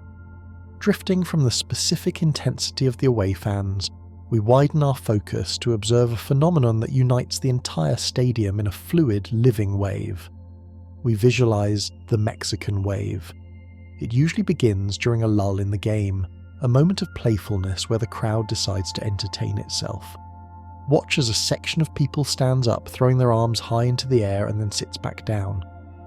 The movement is passed to the person on their left, then the next, and the next. It creates a physical ripple that travels around the circumference of the stadium. From a distance, it looks like a human ocean swelling and rolling. It is hypnotic. Whoosh. The sound accompanies the movement, a rising roar as the wave approaches, and a falling hush as it passes. To participate is to be part of a giant synchronized organism. You watch it coming towards you, counting down the seconds. 3, 2, 1, and then you rise, stretching your body, shouting a joyous hiss before sinking back into your seat. It is a moment of pure, innocent cooperation, where 50,000 people agree to a simple set of rules just for the beauty of seeing a ripple travel through the mass of humanity. Down on the touchline, wandering along the perimeter of the pitch, is a figure that seems to belong to a different dream entirely. We focus on the mascot. In the serious, high-stakes world of professional sport, the mascot is a surreal, soft anchor. Visualize a giant plush lion, a goofy dinosaur, or a large friendly bird. The costume is made of thick synthetic fur, bright and fuzzy. The head is oversized with large unblinking eyes and a permanent frozen smile. The mascot moves with a comical, exaggerated gait, waving to the crowd with oversized padded paws. Imagine the texture of that fur, soft, warm, and comforting. The mascot is there for the children, a bridge between the intensity of the adult world and the playfulness of youth. They offer high fives to the players, a strange meeting of the gladiator and the cartoon. There is a gentleness to the mascot. They do not tackle, they do not argue. They simply exist to spread joy, wandering the sidelines like a benevolent spirit, offering a hug or a wave, reminding everyone that at its heart this is a game meant to bring a smile. The atmosphere of a match is not only defined by the people, but by the heavens. We drift now into the embrace of the elements, specifically the snow game. There is a profound silence that comes with snow. Watch as the sky turns a heavy, bruised white, and the first flakes begin to drift down into the stadium bowl. The snow softens everything. It lands on the shoulders of the players, on the crossbar, on the heads of the crowd. The noise of the game changes. The ball no longer pings, it thuds. The grass disappears under a blanket of pristine white. To play in this weather requires a special object, the orange ball. Visualize this sphere of bright, high-visibility tangerine against the white canvas. It is a striking visual contrast, a burning sun in a winter landscape. Steam rises from the players' backs in thick, swirling clouds, evidence of the fire within fighting the cold without. For the spectator, wrapped in layers of wool and waterproofs, sipping hot cocoa, watching a snow game is the ultimate form of hygge or coziness. You're sheltered, warm, and safe, watching the struggle unfold in a beautiful slow-motion snow globe. The chaos of the world is muffled by the falling flakes, leaving only the beautiful silent dance of orange on white. In the rough and tumble of the match, bodies sometimes collide and pain flares. But in the folklore of football, there was a cure-all, a simple vessel of healing. We travel back slightly in time to the concept of the magic sponge. Before modern medical carts and complex scans, there was the physio running onto the pitch carrying a simple canvas bag and a bucket. Visualize the sponge. It is large, yellow and porous, soaked in freezing cold water. The physio arrives at the fallen player. The air smells of wintergreen and deep freeze spray. The sponge is squeezed and icy water cascades over the bruised shin or the twisted ankle. Sploosh! It is a primitive form of hydrotherapy. The shock of the cold distracts the nerves. The water washes away the dirt and the initial sting. There is a placebo effect woven into the fibres of that sponge. It represents care. It is the mother's kiss on a scraped knee, translated into the language of sport. The player, feeling the cold water, stands up, tests the leg and nods. The magic has worked. They limp for a step or two, then break into a run, healed by the simple, holy water of the game. The stadium fades now, dissolving into the twilight of memory. We drift away from the professional arena, back to the very beginning, to the rough asphalt of the neighbourhood. We find ourselves in a game of street football. This is where the soul of the sport is born. There are no referees, no whistles, and no white lines. The goalposts are not made of aluminum but of clothing. Visualize 2 piles of jumpers, hoodies, or jackets dropped onto the ground a few paces apart. Jumpers for goalposts. They are soft markers of ambition. The pitch is the road, the texture rough and grey beneath sneakers. The ball is perhaps a bit scuffed, lighter than a pro ball. Listen to the specific sounds of the street game. The hollow thwump of the ball hitting a garage door, the metallic rattle of it striking a chain-link fence, the shout of "car" that pauses the game as a vehicle rolls slowly past. The lighting comes not from floodlights, but from the amber glow of street lamps buzzing to life as the sun sets. The shadows are long and dancing. There is a total freedom here. The rules are negotiated, the score is kept in collective memory, and the game only ends when the mothers call from the doorsteps or the ball is lost under a parked car. It is the purest form of play, rooted in imagination and the joy of movement on the pavement. From the street we move indoors to a wooden floor or a hard court, to the fast, squeaking world of futsal. This is football distilled for speed and technique. The space is smaller, intimate. The air is still and warm, smelling of gymnasium polish and rubber soles. Focus on the ball. It is smaller than a regular football, size 4, and it is heavier. It is filled with foam or designed to have low bounce. Drop it in your mind. Thud. It hits the floor and stays there, glued to the court. This heaviness demands a different touch. You cannot just kick it. You must caress it with the sole of your foot. Visualize the players moving. The constant, high-pitched squeak, squeak, squeak of rubber shoes gripping the varnished wood. It is a rhythm of agility. The game is played in tight spaces, a rapid-fire exchange of passes and rolls. The walls are close, keeping the energy contained. Futsal is a game of lightning reflexes, where the mind must work faster than the feet. A high-speed chess match played on a shiny, hard surface that reflects the overhead strip lights like a mirror. Finally, we kick off the shoes entirely. We leave the hard wood and the rough asphalt and feel the warmth of the sun on our skin. We are at the edge of the ocean for beach soccer. The ground is shifting, unstable and soft. Visualize the sand, golden, warm and deep. It gets between the toes, massaging the feet with every step. The game here is played in the air. Because the ball cannot roll smoothly on the uneven sand, the players must lift it. They scoop it up, juggling it from knee to chest to foot. It is a game of acrobatics.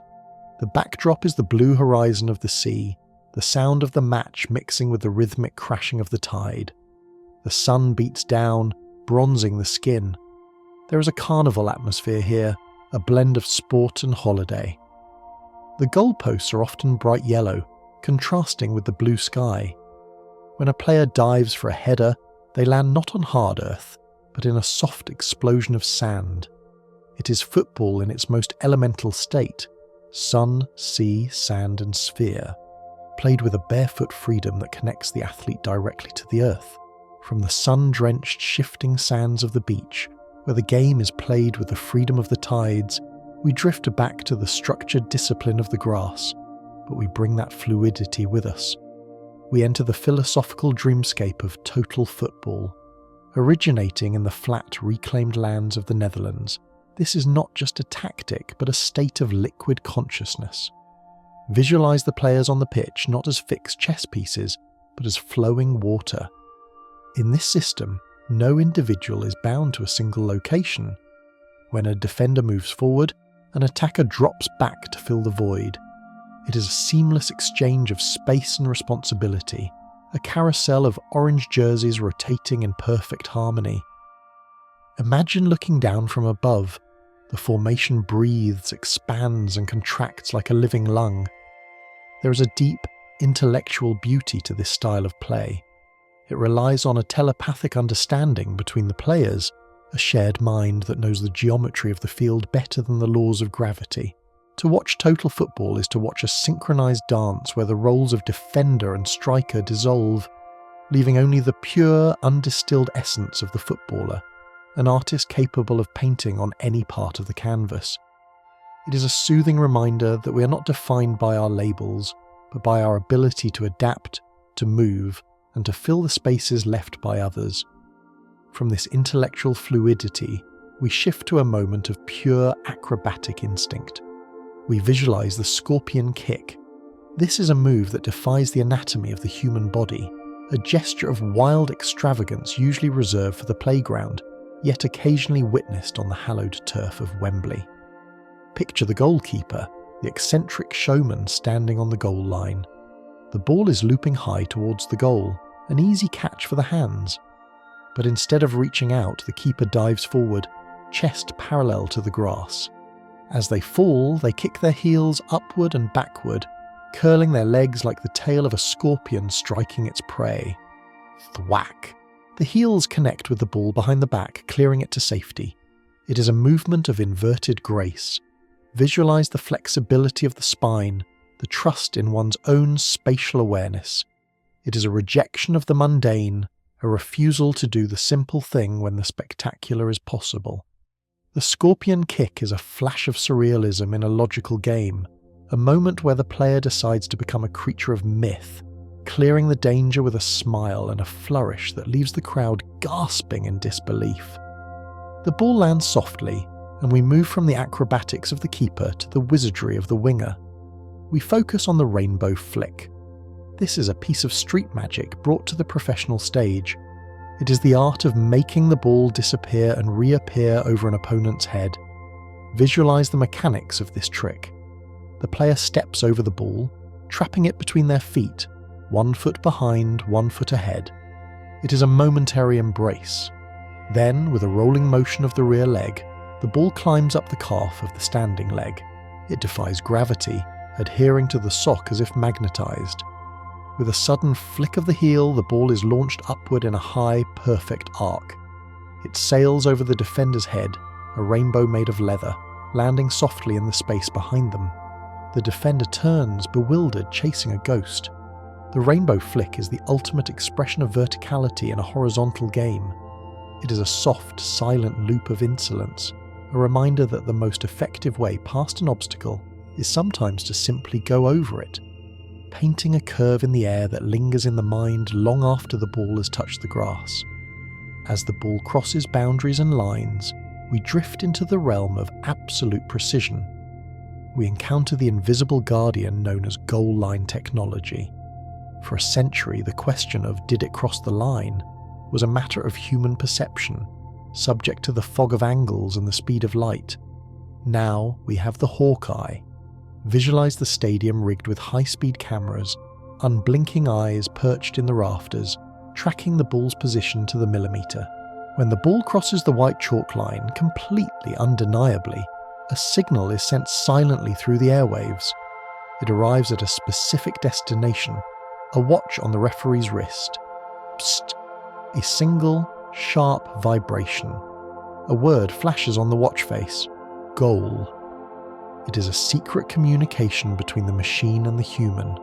There is a comfort in this technological certainty. In a world of grey areas and debates, this is black and white. The vibration is the heartbeat of truth, a silent confirmation that the objective has been achieved, removing the anxiety of the unknown and leaving only the pure fact of the score. Sometimes, the search for truth requires a pause. We drift to the concept of the video assistant referee, or VAR. While controversial to some, in our dream, it represents the virtue of patience. The game, which rushes forward like a river, is suddenly dammed. The referee traces a rectangle in the air, the universal shape of a screen. The stadium waits. Time is suspended. We travel to a quiet room far away, a sanctuary of monitors where officials sit in hushed concentration. They are the historians of the immediate past, rewinding time, looking at the event from one angle, then another, then another. On the pitch, the players stand with hands on hips, breathing deeply. It is an intermission in the drama. The referee walks to the side of the pitch to gaze into the monitor of truth. It is a moment of stillness amidst the chaos. The crowd's noise changes from a roar to a murmur of anticipation. Then, the decision is made. The signal is given. The timeline is corrected. VAR is the acknowledgement that sometimes we must stop, look back, and ensure that justice is done before we can move forward. It is a ritual of review, a pause for clarity in a fast-moving world. The game resumes, but the heat of the day bears down. The sun beats upon the pitch, shimmering in waves of distortion. It is time for the cooling break. This is a modern addition, a compassionate pause born of necessity. The referee blows the whistle, not for a foul but for survival. The game stops. The players drift toward the sidelines like ships seeking harbour. Visualize the coolness of the water bottles being squeezed. A stream of clear, cold liquid arcs into a dry mouth. Splash. Water is poured over the head, running down the neck, darkening the jersey. Wet towels, chilled in ice, are draped over shoulders. It is a sensory reset. The intense focus of the match is briefly broken, replaced by the simple, primal need for hydration. The managers speak, but their voices are calm, mixing with the sound of drinking and the rustle of ice. It is a communal moment of recovery, a recognition that the human engine needs coolant, a brief oasis of rest in the middle of the desert of competition. Leaving the technicalities of the match, we drift to the connection between the hero and the admirer. We visualize the ritual of the autograph. The game is over, the lights are dimming, but by the tunnel or the team bus, a crowd waits. They hold out items, a jersey, a program, a ball. Focus on the tool, the permanent marker. It smells of solvent, a sharp, distinct scent. The player stops. The cap is removed with a click. The nib touches the surface. Ink flows. It is a fluid, practiced scrawl, a signature that has been written thousands of times yet is unique to this moment. The sound of the pen on a glossy photograph is a soft squeak. On a shirt, it is a silent absorption into the fabric. The autograph is a transfer of aura. By leaving their mark, the player transforms a mass-produced object into a personal artifact. It is a moment of contact, a brief bridge built between the idol and the believer, sealed in black ink that will not fade, holding the memory of the meeting forever. This desire to collect memories manifests in another form, one made of paper and glue. We drift back to the nostalgia of the sticker album, Panini. The name alone evokes a scent, the distinct sweet smell of the adhesive backing and the fresh paper of a new packet. Visualize the packet in your hands. It is foil, crinkling softly as you tear it open to reveal 5 random rectangles. The anticipation is a gentle thrill. Who is inside? A shiny foil badge, a star player, or a swap? Got, need. The ritual of peeling the back off the sticker is precise. You find the corner, separate the layers, and reveal the sticky surface. Then, the careful alignment. You hover the sticker over the empty box in the album matching the numbers. You press it down, smoothing it with your thumb to remove any air bubbles. There is a deep organisational satisfaction in filling the empty spaces, in completing a team. The album becomes a colourful encyclopedia of faces and kits, a book of heroes collected one by one, creating a tangible record of the era that fits perfectly on a bookshelf. When the collection is complete and the trophy is won, the celebration spills out from the stadium and into the streets. We join the open-top bus parade. The city has transformed. The streets are closed to traffic, replaced by a river of people dressed in the club's colours. High above them, floating like a barge on this human river, is the bus. The roof has been removed, exposing the players to the sky and the city. They stand on the upper deck, holding the trophy aloft. The bus moves at a crawling pace, a slow, majestic procession. The air is filled with confetti drifting down like coloured snow. The sound is deafening but joyous. Cheers, horns, songs echoing off the buildings. From the perspective of the player, it is a sea of smiling faces, people climbing lampposts and hanging out of windows just to get a glimpse. From the street, it is a chance to look up and see the gods of the game as human beings, laughing and waving. It is the ultimate victory lap, a slow-motion journey that weaves the success of the team into the very geography of the city. Finally, long after the bus has parked and the confetti has been swept away, something remains. We end this sequence at the statue. Outside the stadium, usually near the main entrance, stands a figure frozen in time. It is cast in bronze or gunmetal, heavy and permanent. Visualize the texture of the metal. It is cool to the touch, perhaps weathered by the rain to a soft verdigris green or a deep burnished brown. The statue depicts a legend of the past, a striker mid-volley, a manager with arms raised.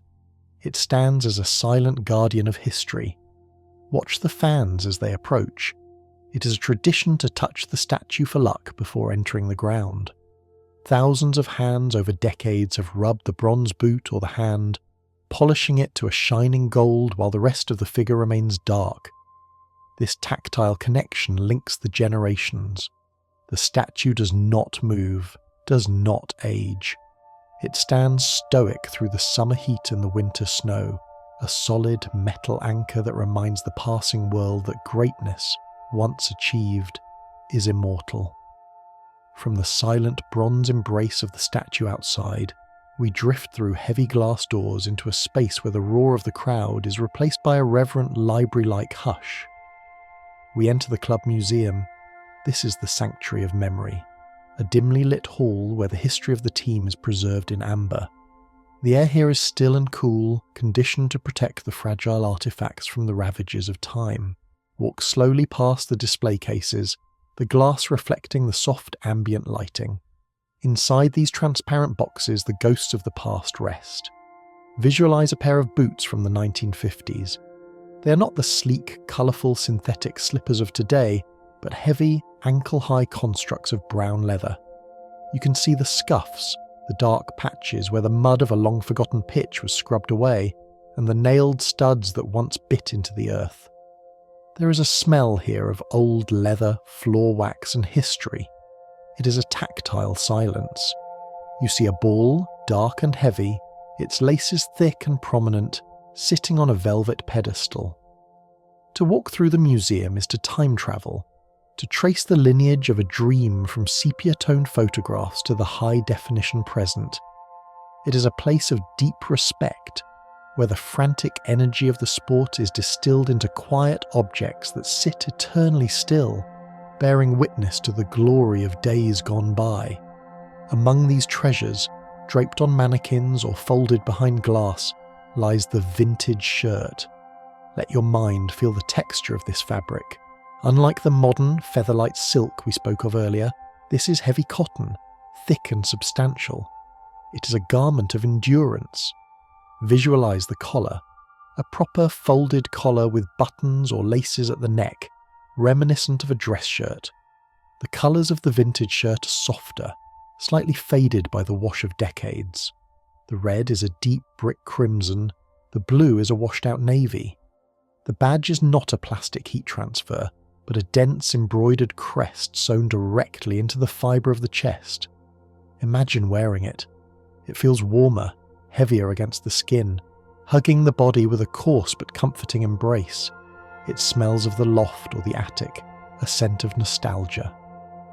When fans wear these retro shirts today, they are wrapping themselves in a specific era, summoning the spirit of a golden age. It is a rejection of the new and shiny in favour of the enduring and the classic, a fabric that holds the sweat and the stories of a different, slower world.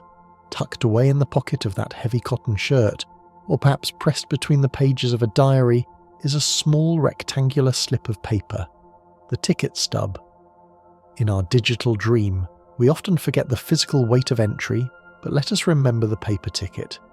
It is a small artifact of permission. Visualize the texture of the cardstock, stiff, perhaps glossy on one side with the club's crest, and matte on the back. Run your thumb over the perforated edge. Rip. That jagged line is the scar of entry, the proof that the threshold was crossed.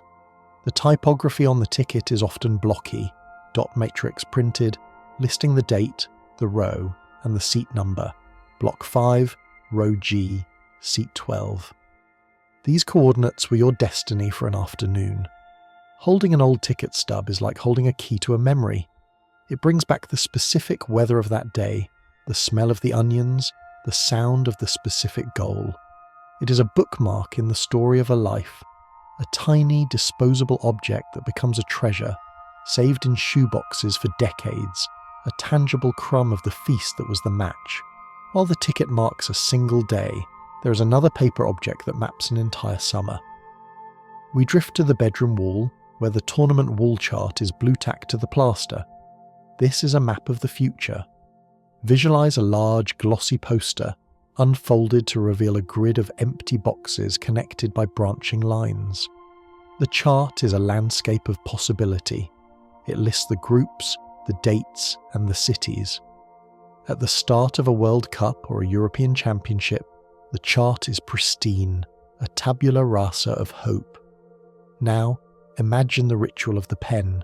The game ends, and you approach the wall. You carefully write the score in the small box, 2-1.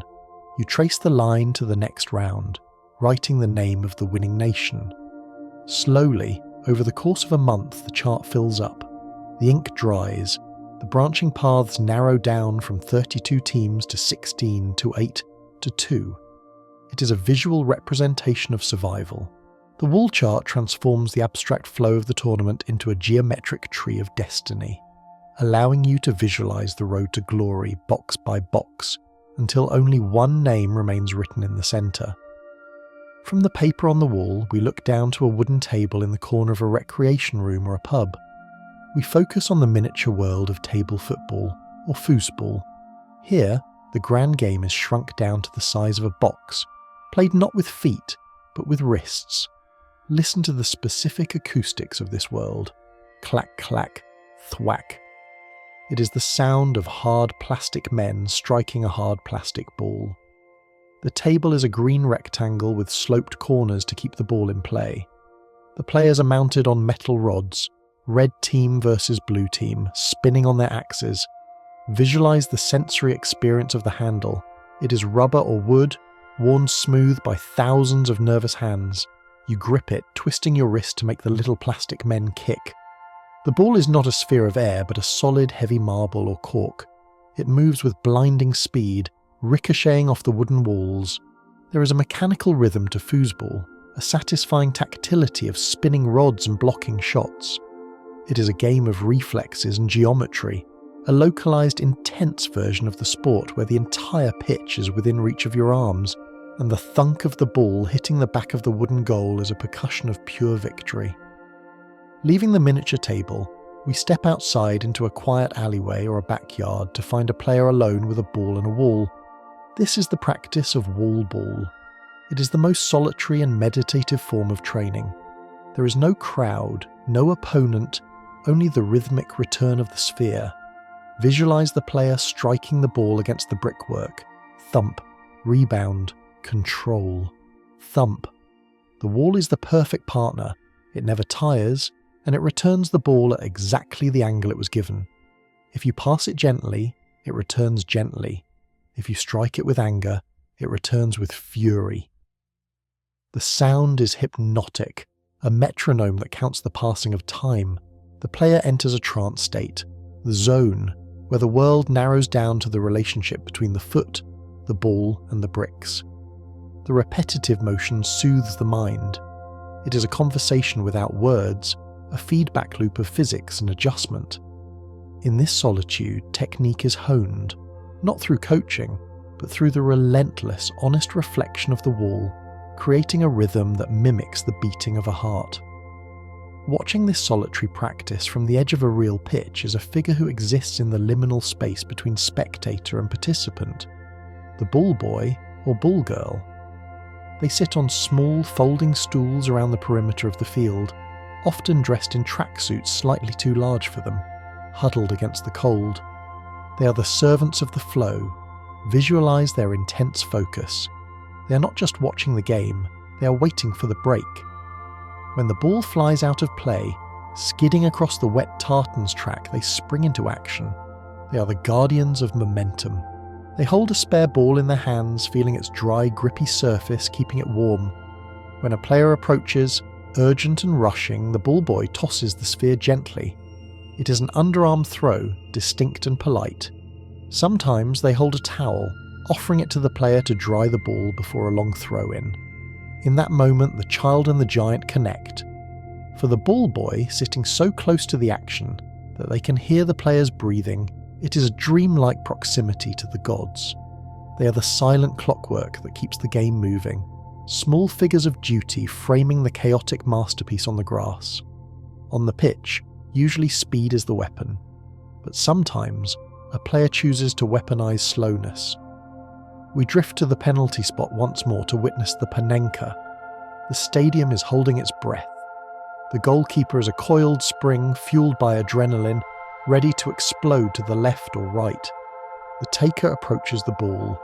The run-up is normal, aggressive, but at the final moment the foot does not drive through the ball with power. Instead, the toe dips underneath it, offering a gentle rising chip. Visualize the physics of it. The goalkeeper dives fiercely to the corner, body fully extended, committed to the assumption of speed. Meanwhile, the ball floats. It travels slowly, lazily, describing a soft parabola down the very centre of the goal. It is a ghost passing through the space the keeper just vacated. There is a delicious irony in the panenka. It is a deception based on the subversion of time. For the second that the ball is in the air, time seems to stop. It lands in the net with a soft rustle, almost an apology. It is the ultimate gamble, a moment of high art that relies on the absolute stillness of the mind amidst the fury of the moment. The seasons of football are long, a grinding journey of 10 months. But eventually the final whistle of the final game blows. The competition is over, the points are tallied. Now begins the lap of honour. This is a ceremonial unwinding. The players do not run to the tunnel, they stay on the grass. They begin to walk slowly around the perimeter of the field. The mood has shifted from combat to gratitude. Visualize the scene. The players are often joined by their families. Tiny children wearing miniature kits that fall to their knees, stumble through the grass, kicking the ball with innocent joy. The players clap towards the stands, a slow, rhythmic applause directed at the fans who have weathered the winter with them. The fans clap back. It is a feedback loop of appreciation. The sun is usually setting, casting a golden end-of-season light over the stadium. The tension of the league table has evaporated, replaced by a shared sense of survival and community. It is a slow, walking meditation, a final goodbye before the summer break, where the barrier between the pitch and the stands feels thinnest, bridged by the mutual recognition of a journey shared. And then, everyone leaves. The players, the fans, the managers, the media. We are left with the empty stadium at night. There is a profound cathedral-like quality to a large stadium when it is sleeping. The floodlights have buzzed and clicked off, leaving the bowl in darkness, save for the moonlight spilling over the roof. Drift through the empty stands. The plastic seats are cool and silent, row upon row of expectant ghosts. A gentle wind swirls through the open architecture, perhaps rustling a discarded program or a wrapper drifting across the concrete like a tumbleweed. The pitch itself rests. In the darkness, the grass continues to breathe, drinking in the dew. The white lines glow faintly in the ambient city light. The noise of the roar is gone, but it feels imprinted on the air, a latent energy stored in the concrete. It is a sleeping giant, dormant and peaceful. To be here alone is to feel the scale of the structure, a vast vessel of emotion now hollowed out, waiting patiently in the dark for the cycle to begin again. The silence is not empty. It is heavy with the memories of the season past and the dreams of the season to come. In the deep velvet silence of the empty stadium, where the moon casts long, pale shadows across the rows of vacant seats, there is one figure who moves with a quiet, devoted purpose. We drift now to the solitude of the groundskeeper. While the world sleeps, they are the guardian of the green. Visualize the early hours of the morning, before the sun has fully breached the horizon, a time of grey mist and heavy dew.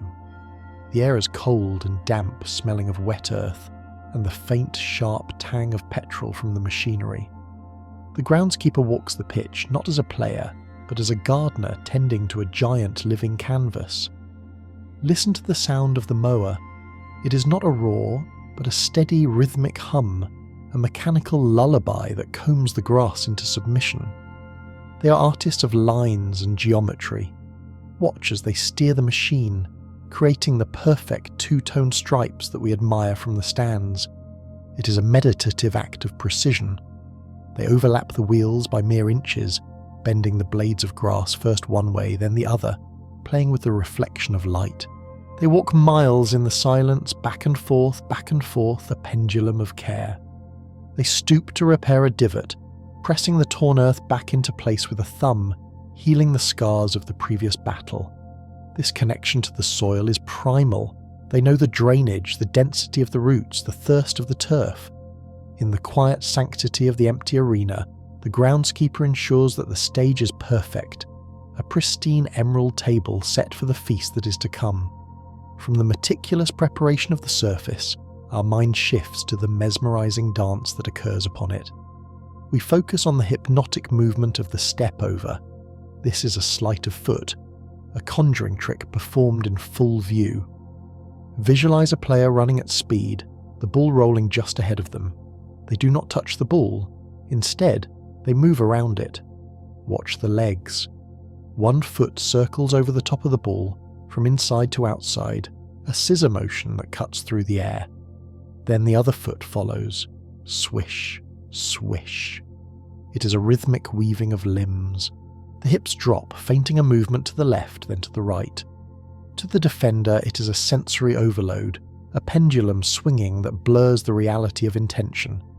The ball remains the calm eye of the storm, rolling straight and true, while the body above it dances in a frenzy of deception. There is a specific beauty to the multiple step-over, the pedalada. It looks like the player is cycling on air, hovering over the sphere. It is a move designed to freeze time for the opponent, to induce a moment of hesitation. When the defender finally commits to the shadow, the player touches the ball and vanishes in the opposite direction, leaving only the memory of the dance behind. Sometimes, the deception requires an even more unnatural contortion of the body. We drift to the elegance of the rabona. This is the movement of a ribbon being tied, a complex knot of the legs. Imagine a player approaching the ball, needing to cross it, but the angle is wrong for their dominant foot. Instead of switching feet, they choose the path of greatest resistance and greatest beauty. Visualize the planting of the standing leg. It must be strong, rooted firmly in the turf. Then, the kicking leg swings not forward, but around the back of the standing leg. It is a wrapping motion, the ankles crossing in a tight embrace. The body twists, torque building in the core. Thump. The boot connects with the ball from behind the standing heel. It is a surprise to the physics of the game. The ball lifts into the air, curling away. To execute a Rabona is to break the natural gait of the human run. It looks like a stumble that turns into a flight. It is a flash of extravagance, a moment where the player chooses style over simplicity, turning a cross into a piece of calligraphy written with the feet. The elegance of the Rabona belongs to the elite, but the soul of the game often resides in the mud and the rain of the giant killing. We drift away from the manicured carpets of the super clubs to a small windswept ground in the lower leagues. It is the third round of the cup. The giants have come to town. Visualize the atmosphere. The stadium is small, the stands are close to the pitch, and the air smells of frying onions and wet wool. The floodlights struggle against the fog. The pitch is not perfect. It is heavy, perhaps muddy in the centre, levelling the playing field. The millionaire stars of the visiting team step out, their boots spotless, their expressions unsure. They are out of their element. The home team, the underdogs, are fueled by a fierce, raw hunger. Listen to the sound of the tackle. It is louder here, a wet thwack of commitment. The crowd is not just watching, they are willing the impossible to happen. Every clearance is cheered, every corner kick feels like a goal. When the underdog scores, a scruffy, deflected goal born of chaos and desire, the noise is different. It is the sound of a fairy tale being written in real time. The giant killing is the romantic heart of football, a reminder that on any given day, heart can overcome budget, and the small can topple the mighty in the mud. In these moments of high drama, there is often a heartbeat that drives the collective spirit. We focus on the drum. High in the stands, usually in the section where the flags wave most frantically, stands the drummer. They are the conductor of the chaotic orchestra. Visualize the drum itself, large, battered, covered in stickers of the club's crest. The drummer does not watch the game with their eyes alone. They watch with their hands. Boom, boom, boom, boom, boom. The deep bass resonance vibrates through the concrete steps, travelling up through the soles of the feet of thousands of fans. It mimics the thumping of a heart or the marching of an army. The rhythm dictates the chant. When the team is sluggish, the drum speeds up, a frantic galloping beat urging them forward.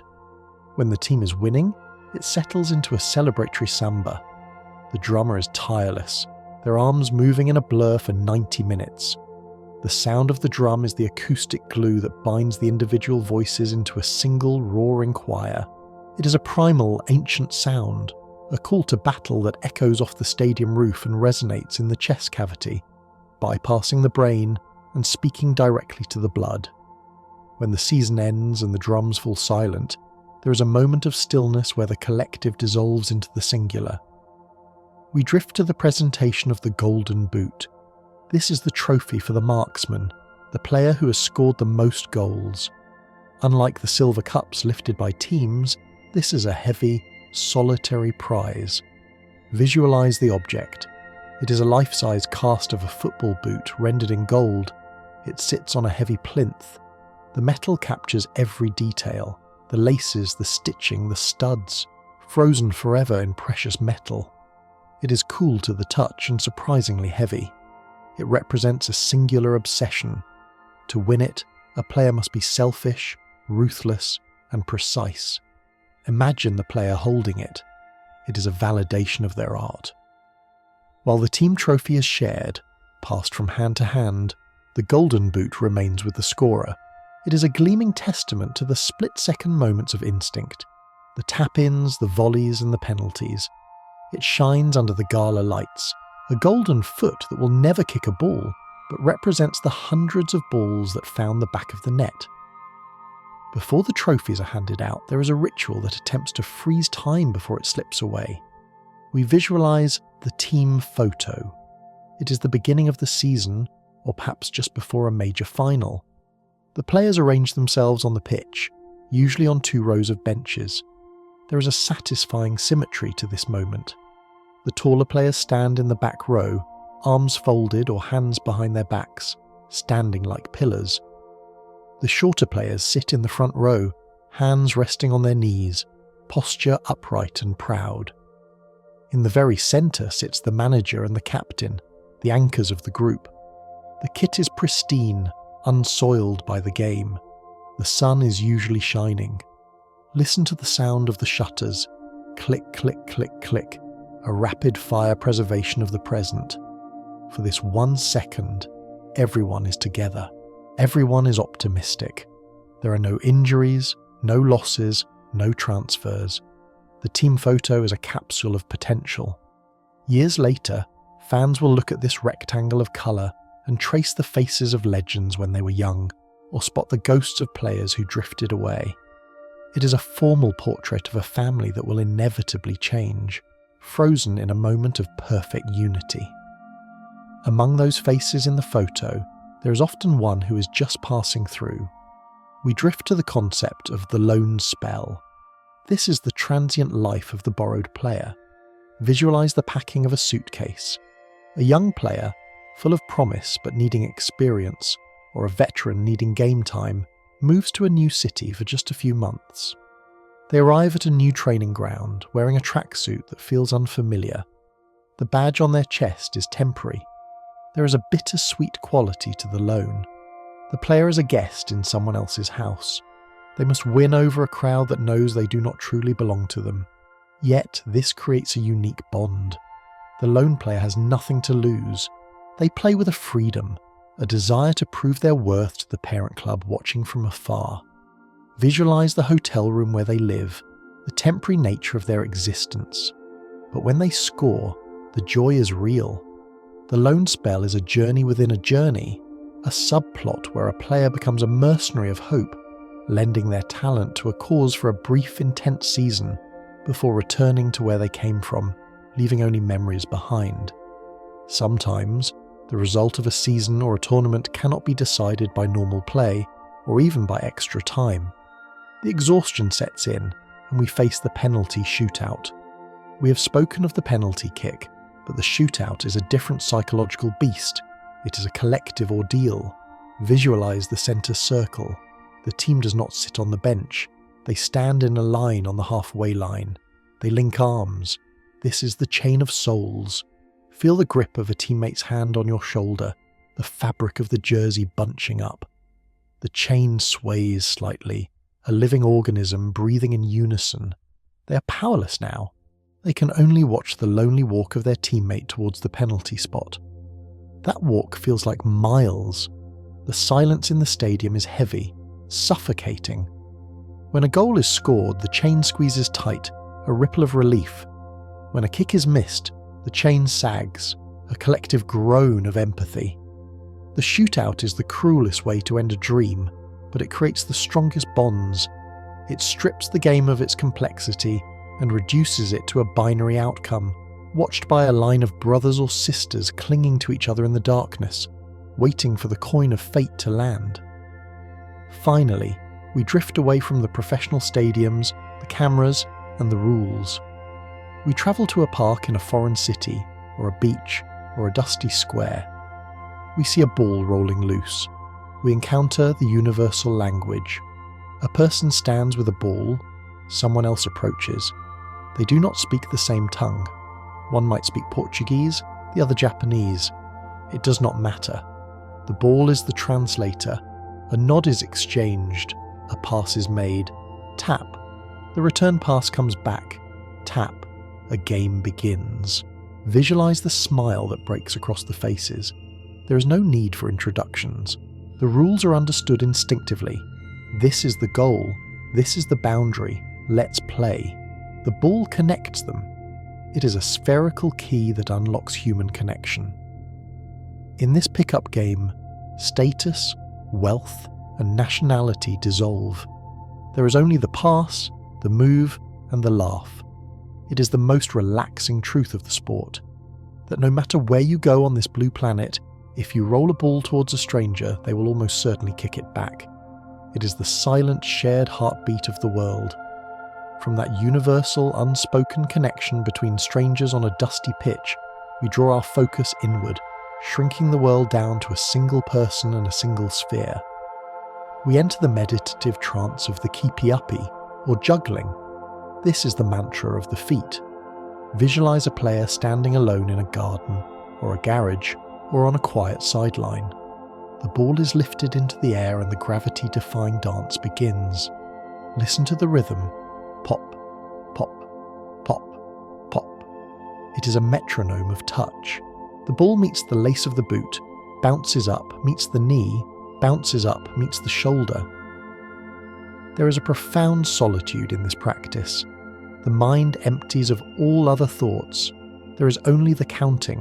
1, 2, 3, 50, 100. The player enters a flow state, where the body moves automatically, making micro adjustments to keep the ball suspended. The world outside the bubble of the ball fades away.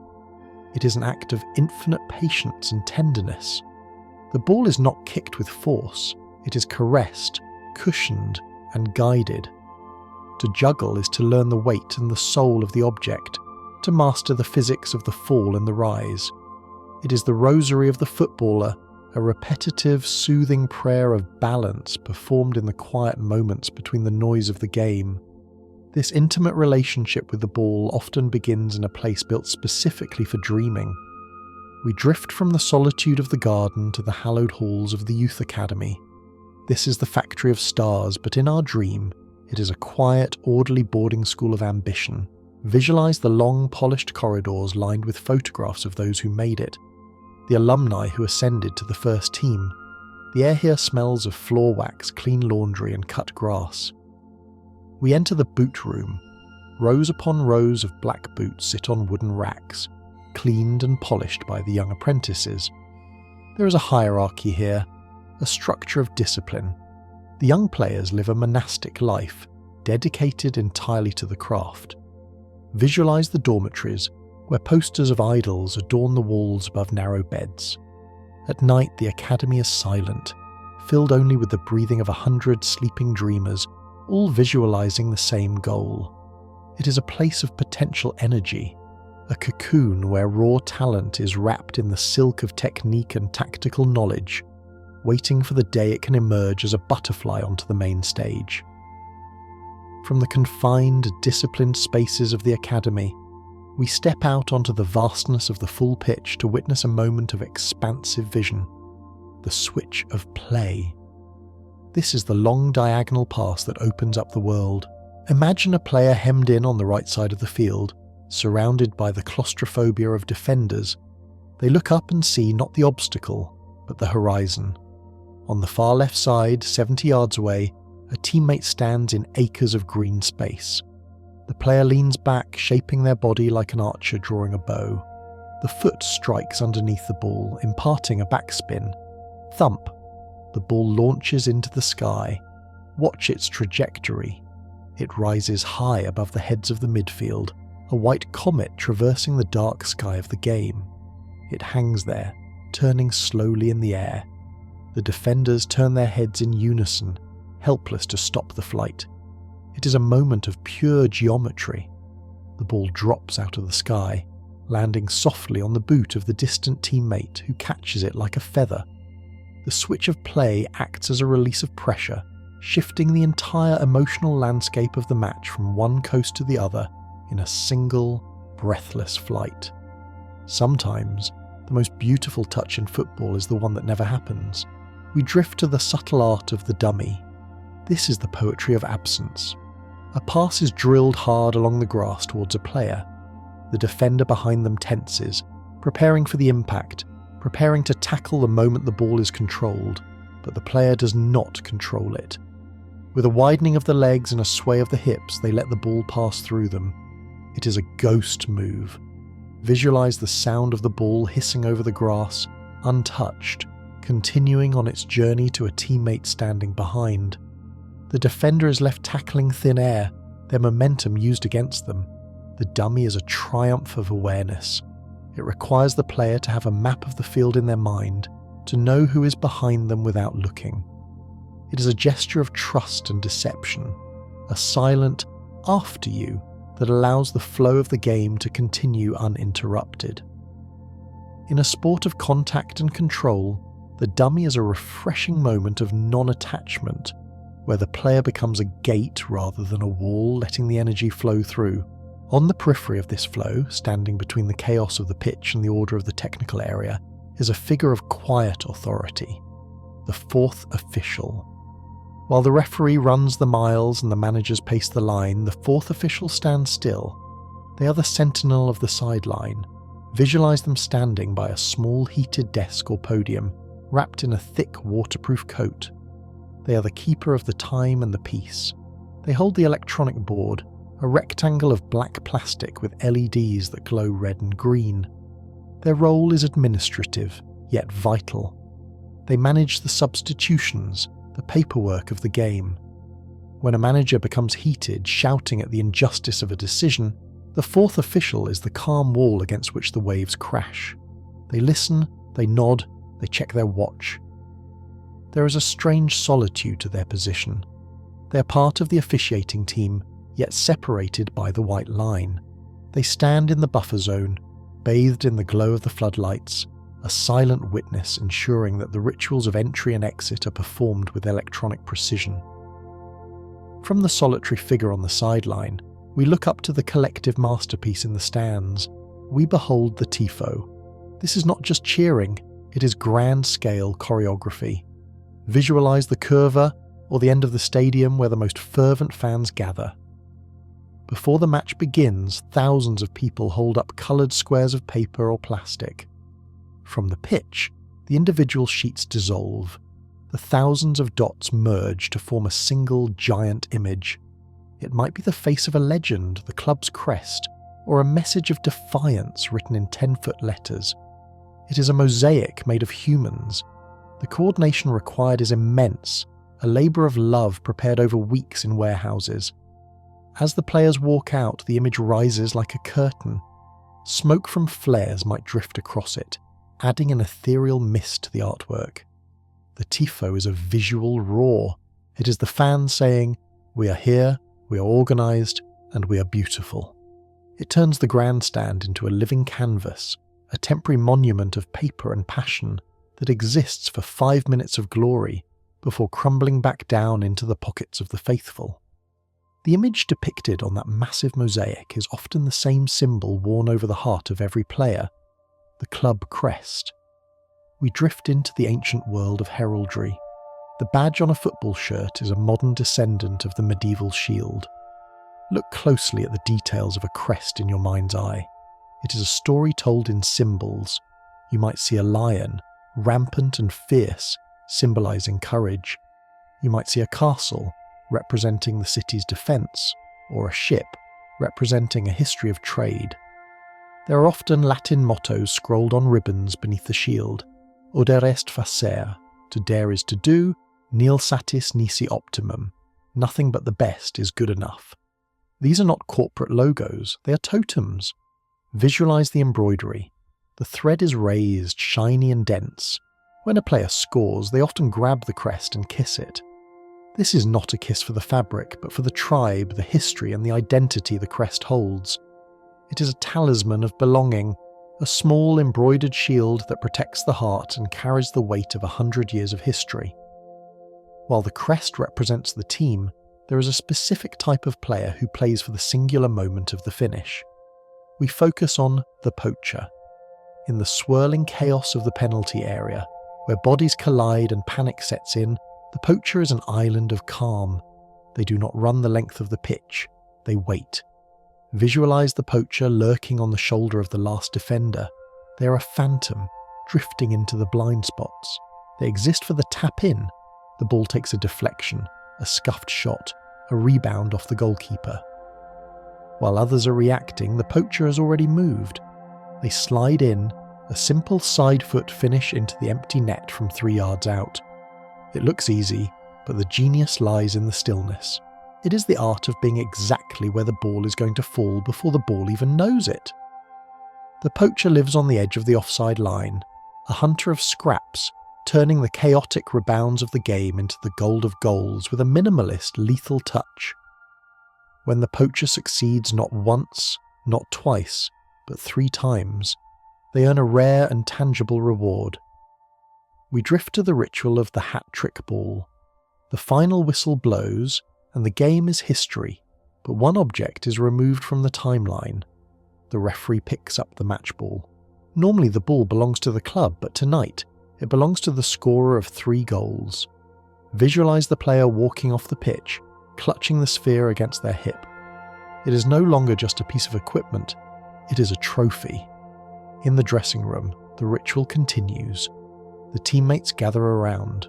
A permanent marker appears. They sign the skin of the ball. Well done. Great game. On fire. The ball becomes a globe of signatures, a roadmap of the night's triumph. The player takes it home. Imagine it sitting on a mantelpiece or a shelf in a quiet living room. The mud is still on it. The grass stains are preserved. It slowly deflates over the years, becoming soft and wrinkled, but it holds the memory of perfection, a round, leather souvenir of the night when everything went right. Finally, after all the hat tricks, the trophies, and the years of running, the time comes for the slow goodbye. We end this sequence with the testimonial match. This is a game played not for points, but for honour. A legend of the club is retiring or celebrating 10 years of service, and the football world gathers to say thank you. The atmosphere of a testimonial is unique.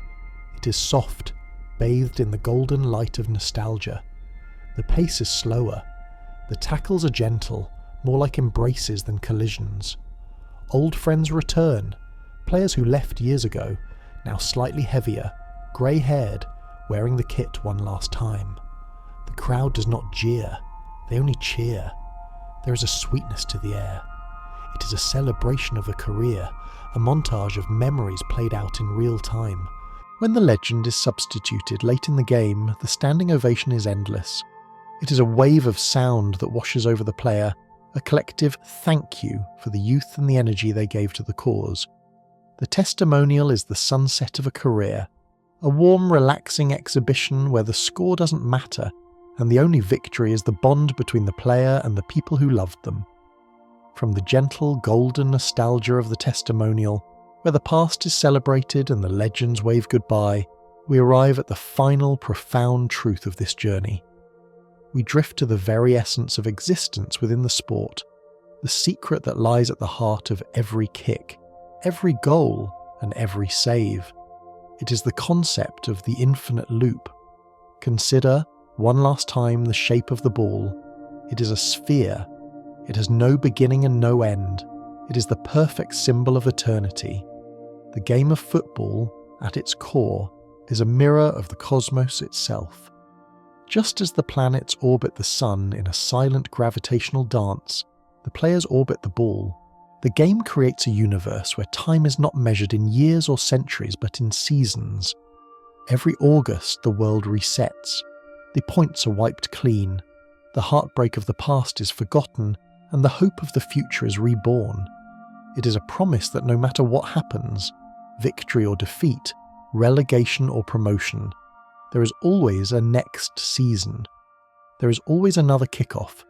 Visualize the stadium not as a building of concrete and steel, but as a temple of cycles.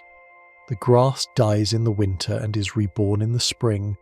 The players are young, they become heroes, they grow old, and they are replaced by new youth, in an endless river of talent flowing through time. The game is a comforting reminder that life continues. It teaches us that loss is not fatal, and victory is not final. The beautiful game is beautiful because it is a closed loop of human emotion, a safe space where we can feel everything: joy, despair, love, and belonging, knowing that when the final whistle blows, the world will keep turning and the ball will roll again. The ultimate fact is that the game never truly ends. It lives on in the imagination of the child sleeping with a ball at the end of their bed, in the memory of the grandfather telling stories in the dark, and in the silence of the empty pitch waiting for the dawn. The game is a circle, an unbroken ring of dreams that holds us all together in its gentle spinning gravity. And now, the circle is complete. The ball has come to a stop in the centre of the field, resting perfectly still on the white chalk mark. The floodlights, those artificial suns that have guided us through the night, begin to dim. Listen to the sound of them cooling down, a soft tick, tick, tick, as they fade from brilliant white to a soft glowing amber, and finally to black. The stadium is dark now. The noise of the crowd has dissolved into the ether, leaving only the profound, heavy silence of the earth. You are floating above it all, weightless and free. The green rectangle of the pitch is just a soft, dark patch in the tapestry of the night. The goals stand like silent sentinels, the nets hanging limp and peaceful, catching nothing but the moonlight. Feel yourself drifting higher, moving away from the grass, away from the concrete, away from the noise of the world. You're ascending into the velvet embrace of the sky. Below you, the city lights twinkle like distant stars, but you're moving beyond them. Your breathing is slow and deep, matching the slow rotation of the earth itself, in and out. The excitement of the match has faded, replaced by a warm, heavy blanket of relaxation. Your legs, which have run the miles in your mind, are now heavy and still. Your mind, which has calculated the passes and watched the goals, is now quiet and clear. There is nothing left to analyse. There is nothing left to cheer. There is only the dark, the quiet, and the comfort of the drift. You're safe in the great silent stadium of the universe. The stars above you are the spectators now, watching over you with a calm, unblinking gaze. Everything is in its place. The ball is at rest. The players are sleeping. The history books are closed. You're drifting on a sea of calm, carried by the gentle current of dreams. Let go of the last thread of consciousness. Let the darkness wrap around you like a warm, soft scarf. You have seen the beauty of the game, and now it is time to rest within it. And now, 101 wonders are resting with you. Sleep now. Good night.